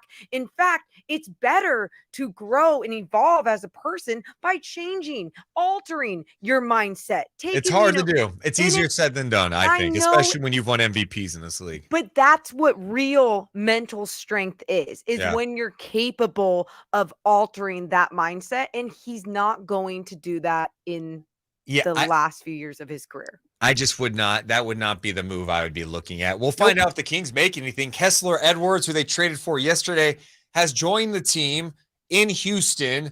Their final game of a 7-game road trip tonight. By the way, Morgan is in San Francisco right now because she's hosting the studio show, Kings pre and post game on NBC Sports California with Matt Barnes. So that's why she's not in studio with me today. And that's why she sounds differently. That's right. You sound a little different today, and it's okay. Really, in my ears, I sound great. It doesn't sound bad, though. I mean, it sounds like, you just don't have the same sound as me. Kings and Rockets today. Are you concerned at all about this game? Be real. These two teams have played 3 times this year. The Kings have won by 20-plus points in all 3 games. It is the last game of a road trip. It's the day before the trade deadline. And you're missing one key piece. Oh, Steven Silas getting mad at his team. Yes. I felt bad for him yesterday, but I keep watching that clip, and it was kind of a funny, like, right. I felt bad for, I could feel bad for him while at the same time acknowledging it was kind of a cringe clip. Wait, why is that? I'm so sorry. Why is that cringe that he was getting on his guys? And let me play it for you. Let me play it for you right now. Here's Steven Silas after his team in back-to-back games. One game gave up 153 to OKC. The next game giving up 140 to the Kings. They're not giving the effort on the defensive end. They're not getting after it like they're supposed to. They're not getting into their man and fighting over and helping each other. Not doing what they're supposed to do. And then he got up and walked away. Yeah. So why are you laughing? Why are you laughing? I agree with Deuce here. Chris, no. Why are both of you acting like this? Chris, what do you think about his? You can't even call it a rant. I mean, it was just feels like a guy acting in like the after school show with the Kings, like with the basketball team. And like he got hired to be a this coach. Unacceptable. Yeah. Unacceptable. I don't like either one of you. And I think Steven Silas's post-game presser is going to get his guys fired up. And if it doesn't, then they're hopeless. They are absolutely hopeless for the rest of the season. This is like the first time this Rockets team has given up a lot of points. So like you're thinking a rant before the trade deadline with the All-Star break almost here is going to change something for this group that has won literally 13 games this year. Not change something for this team and light a fire under their ass for the rest of the season. But for tonight's game against a team that they just played, they've seen this King squad lose to some under 500 teams this season. You want They've lost to some bad teams. Insane stat right now? Sure. So they have allowed 131 or more this season 6 times. 1, 2, 3, 4, 5, 6. 6 times. Where are they? Are they the worst team defensively? They're near the bottom. But hear me out. They've allowed it 6 times. Okay. 3 of those times against the Kings. Half of them. Half of the time they've given up 131 or more have been against the Kings. The Kings, oh my God. That is crazy. The Kings have put up 135 on them, 139, and then 140 last game. I wouldn't be talking like this. So 145 tonight, right? You know what's good? If the Kings lose tonight, we're gonna be talking about the deadline anyway, so it's not gonna matter, right? No, we're gonna be. Are you worried that they're gonna lose tonight? I'm not necessarily worried, but I think it's funny whenever we, as even Kings fans and people that cover the team, think that they got to get this win. They're going to get this win. I don't think you should just look at it like that. It is the last game of the road trip, and we've seen this team look really bad. And until they have a full year of consistency proving to me that they are a good team, until they have a year that they make it into the postseason, then I'll believe that games like this, if they lose, what? Here's my thing with it when we talk about the NBA sometimes. Why is it that it's always, hey, final game of a road trip and then the first game back from a long road trip? It's like, no, this is a bad team. You just beat them by 20 the other night. You go win by 20 again. In fact, what I said, my big challenge for this team today, they better not score 120. They better not have a 40-point quarter against the Kings. Kings need to hold them under 30 in every quarter in this game. I hope so. Question: do you think we see Rashawn Holmes play tonight? No. I mean, he didn't play last game. I know. I don't know. Who knows what else could happen in the next before the end of the show? Who knows? Maybe the Kings make another trade. Oh, Deuce is pushing that energy out there. I mean, it's to the point now that you don't know what to expect. I think there's so many rumors out there involving teams around the NBA, the 3-team deal we've been talking about with the Lakers and the Jazz and the T-Wolves. I feel like that motivates you a little bit. I mean, I'm not going to say that like your move should be dictated on what other teams are doing, but at the same time, you know where the Kings stand. We can talk about the number 3 seed, but I don't even like mentioning number 3. I'm more focused on how far back are teams. The Kings, if things went bad after the All-Star break, they could find themselves in the play-in. They could be the 10th spot because the gap isn't that large. So they have to make sure not only are they doing things internally, just with the guys on the roster, but also with the front office of, okay, we have to be aggressive in finding ways to improve this team. And if the Lakers are getting better potentially today, Minnesota's looking different. Who knows what can happen? We'll talk more about this. We got our final segment coming up. We got Cals and Rami at 2 as well. Oh, it's flying by. It's Deuce and Mo on Sactown Sports.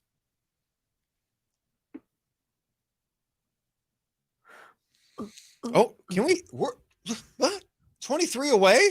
Or I'm sorry, 33 away from 350. Let's get it. Ooh, let's go, party people.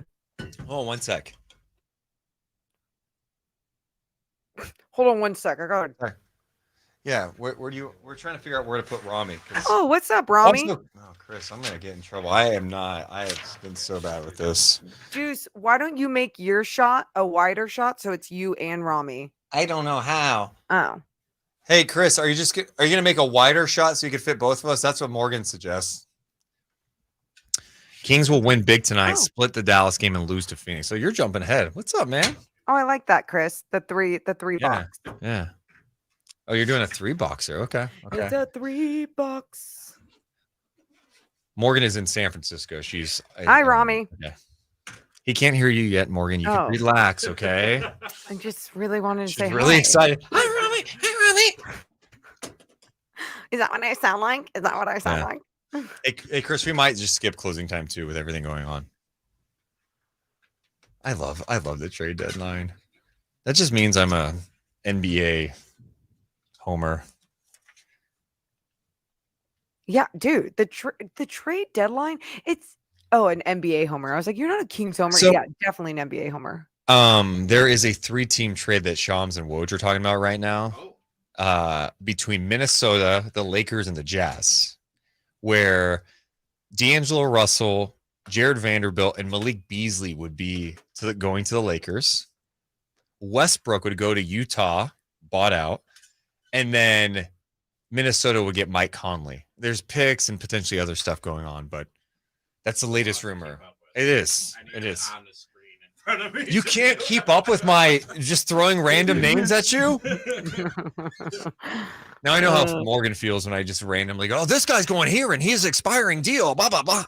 No, but the only difference is, Deuce, is that some people can do that. I'm not Yeah. one of those people who can just process all that. Lock it Yeah. in, you know what I mean? Yeah, I'm a lunatic. Rami, So- can Rami Wish hear I me had yet? that. I don't know. Can you hear Morgan by chance right now? Okay. Hold on. Let's see. I don't know if this is on the right. Does he have to change something on here to hear Morgan? Do you know how to switch to audition? Okay. Okay, Morgan, talk. Rami, can you hear me? Yeah. Yeah, you can turn that on. All right. Can you hear me? Yes. Yes, I can hear you. And I All was going to right. say to you, it's only because it's been years and years and years of Deuce throwing these names at me. And I remember I used to have them on a sheet of paper. Otherwise, like I didn't compute. And now like I'm starting to finally be trained to be like, oh yeah, no, I can picture it in my head. Got it. That's good. That's good. Deuce is working that muscle for you. Look, I'm That memory muscle. You know, I wish I had. I was just saying to him, I wish I had like that sort of trap brain. You know what I mean? That could just lock stuff in. I'm the basketball mind. It just stays Oh, locked God. in here. You know. Oh, dear God. Don't you hit him, Rami. Hit him. Hey, wait, time out. Before we go back, I think we're almost back here. Wait, what's up with the Cattles Frankie beef? What am I missing here? I don't know. Is there man. a real beef? I don't think so. I don't know, but yeah, Cattles is always poking that bear. Always poking that bear. Ooh, the beef that I need. I love drama. I do love beef. Yeah. I mean, I'm acting like I'm trying to, get in between it and calm it down, but really I'm stoking the flames. is what Yeah, I love good. it. I love it. That's what I like to hear. So, by the way, there's an update today about Brock Purdy. He's set to have elbow surgery on the 22nd. Yeah, I saw that. They said he'll be ready by training camp. 6 months. Okay. Damn. That's insane. But I mean, training camp, I guess, was best case scenario once you knew what the injury was, if he's ready by training camp. So, I'm waiting for Chris Bick. Stand by. Are you about to say stand by? Okay, I'll wait. 5 seconds.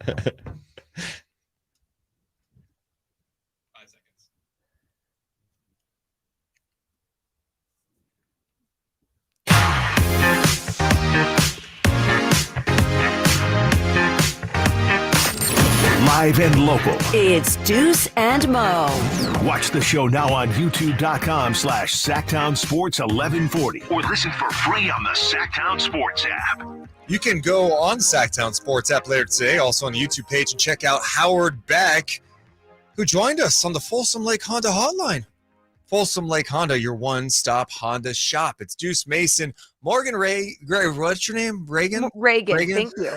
Morgan Reagan. Okay. Morgan Reagan. Okay. You only work with her like 3 times a day. Yeah. Thank you. Thank you. She's not here today, so she doesn't exist. She's in San Francisco. The other voice here, Rami from Cals and Rami, they are on live today at 2 p.m. Yes, sir. A question for you, Yes. because, Sacramento is such an NBA market. I get sucked into it sometimes. It is Super Bowl week. Do you get excited for Super Bowl week talk, or are you more like, talk to me like Thursday, Friday before the game? Yeah, I don't need to be breaking it down Monday. I mean, I can watch the coverage all week. I don't want to do the coverage I don't want to start talking about it till Thursday or Friday because I get bored of myself. You know, it's not that I get bored of all the Super Bowl coverage. I get bored of myself talking about Super Bowl if I do it for like 5, 6, 7 straight days. Unless it's, the team that if it was the Niners. Yes, I agree. Talking Super Bowl every day for like the majority of the show would make sense. But when it's 2 out-of-town teams, no, we can do it on Thursday or Friday. And quite frankly, the thing I get most excited about when it comes to the Super Bowl is just eating, just all the food I'm going to make. Are you making a lot of food? Oh, yeah. Are you making or are you like? No, I'm making. Ooh, what's your number one thing that you make? I don't think Macloff cheese. I don't think I'm going to make the Macloff cheese this time. Why? I think there's going to be. I like to go with the theme of the teams that are playing. Oh, see what I'm saying here? Okay. So Philly cheese, barbecue, and garbage. That was Christopher Loud, ladies and gentlemen, not Rami Macloff. Philly cheesesteak sliders are going down. Okay, and some barbecue ribs. Okay. Are going down. God, you do it big. Yes, I do. And then there will also be some buffalo chicken dip and some guacamole and various things to dip in those things. Yes. Excuse me. What will be the sugar, the dessert? Great question. That is a great question. And that's why I bought a box of Brookie Mix, which is half brownie, half cookie, and there's ice cream in the freezer, ladies and gentlemen. So I guess we're all going to Rami's house on Sunday. He gets a knock in the door. What the hell? What is the Kessler Edwards? The amuse-bouche? The amuse-bouche. But if by that you mean the beverage? No. Oh, okay. I'm gonna tell you what the beverage will be. Anyways, for me, 3:30 is I'm used to the NFL, like the NFL day starting at noon, on a regular Sunday, because I grew up in the Midwest.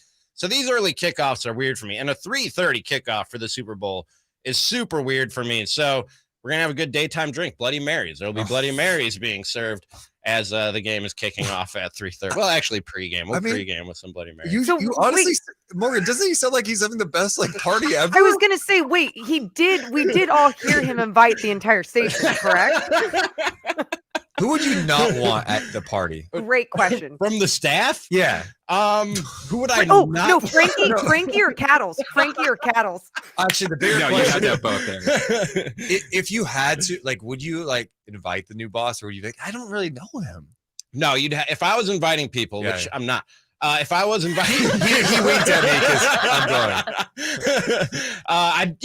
You have to invite the new boss, wouldn't you? I mean, I'd want to invite the new boss, wouldn't you? I need to hang out with him a bit before I invite him over. 90% sure the new boss is listening right now. Oh, hi, new boss. No, we always know Brian's listening. Then it would be my absolute pleasure to invite our new boss, Brian Med. Of course, I'd want to invite our new boss. And you would here's the thing, you guys, you'd have to. You can't leave anyone out. I don't care if it was at Nick Cattle's house and he doesn't like Frankie. He can't not invite Frankie. And Frankie, the same thing. Okay. It just No. I'm 100% not inviting Cattles because he's going to come in with spray. He's going to be trying to wipe down my counters. It's free clean. My house is clean. I don't need you trying to clean it ahead of time. It's going to be cleaner when Cattle's left than when you showed up. I have to clean up after a party. He can come at the end. It's going to be cleaner than when it started. He can come at the end and clean. Come on over at fourth quarter and you can clean up the mess.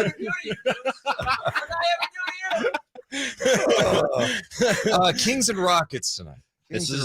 How are we feeling about this game? Morgan was trying to present hey, Steven Silas might have motivated his guys. Okay. They're not a very good team.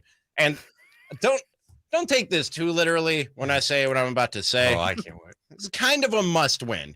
You can't come back on this road trip 3-4, right? On this road trip with the teams that you had on the schedule. Just to be clear, kind of a must win. Kind of a must win. Okay. Kind of a must win. Oh, you're loco, man. Just on the basis of you got to come back from this with a winning road trip, right? I wanted 5-2. Yeah. I think, and really quick, Deuce, I think that's fair because there's the category of must win, then there's kind of must win, and then there's like just a game, right? Right. And so this is more in that kind of must win because this team wants to be defined as a good team in this league. It's these road trips that you have to do well on. It's these games, the final game of a road trip against a losing team, against a 13-win team, that you have to make sure that if you want to be defined as a good team, you got to win it. I'm with you, but I am still a little nervous. You're always nervous. You're always nervous. I'm not even... You already come to learn that about Mo, is that there's no matter how confident she sounds, it'll always end with, but I'm still a little nervous. Just a little bit nervous. So, Rami, were you super into the LeBron chase yesterday? Were you into the game? Did you get captured by the emotions of it? I wasn't watching live. Wow. So you were not into it at all. No, what were you watching last night? What was I watching? I was watching Arrested Development. Me and the girlfriend were watching a new show. Oh wait, it's been out for like a decade, and I've already gone through the whole series like 3 times. I don't know. We just rediscovered it. We were both really enjoying it. So. LeBron said, "No, LeBron's history doesn't matter. I'm watching Arrested Development." Michael Cera kills it. I knew he was gonna do it, and so I just treated it like an awards show acceptance speech. Like I'll see it later on Twitter. You know what I mean? I'll catch the highlights, and I did. I turned on SportsCenter after my girl went to bed, and I had the TV to myself. I was like, let's see what happened with LeBron, and there it was. I saw everything. I saw everything you saw, and I experienced it for the first time, just like you did, just a couple hours later. And let's be honest, Arrested Development's a great show. It's a great show. It's a great show. You can't deny it. And every time you watch it, you find new jokes. You know what I mean? You find new jokes every time you watch it. By the way, I know you've done stand-up comedy. I do, yeah. Have you done anything in Sacramento yet? Yeah, I did. Well, I've done some open mics and things like that. Nice. But I did a night at the Punchline. Are you serious? Did a guest set for Jay Moore when he was here. Dude, how about you tell us? Yeah, why don't you tell people about this? That's a big deal. I think I brought it up. I don't like to. Okay, I believe you brought it up, but you weren't like 100%. No, that's the other thing. That's the other thing was I was waiting for confirmation till like Friday that this was actually happening, and I could say it was happening. Okay. So that was also a part of the. You need to promote yourself. I need to promote it. Try to do a better job of that. Yeah. Well, I want to come see one. I was gonna say we can support it too. Yeah, you know? dude. Seriously. Anyway, I appreciate that's good to know. Kettles and Rami coming up at 2. What can we expect today? Today we have a new scale to draw your interest in potential trade targets. Ooh. We have invented a new scale to measure your interest in trade targets. We'll talk about that. We got to talk about LeBron, obviously, and also what we think will happen between now and the trade deadline. And we'll take you right up to coverage of Kings and Rockets and talk about that game as well. Well, stay tuned. Do not go anywhere. You can watch it live, youtube.com/Sactown Sports 1140. We love you guys, but we gots to go. See ya.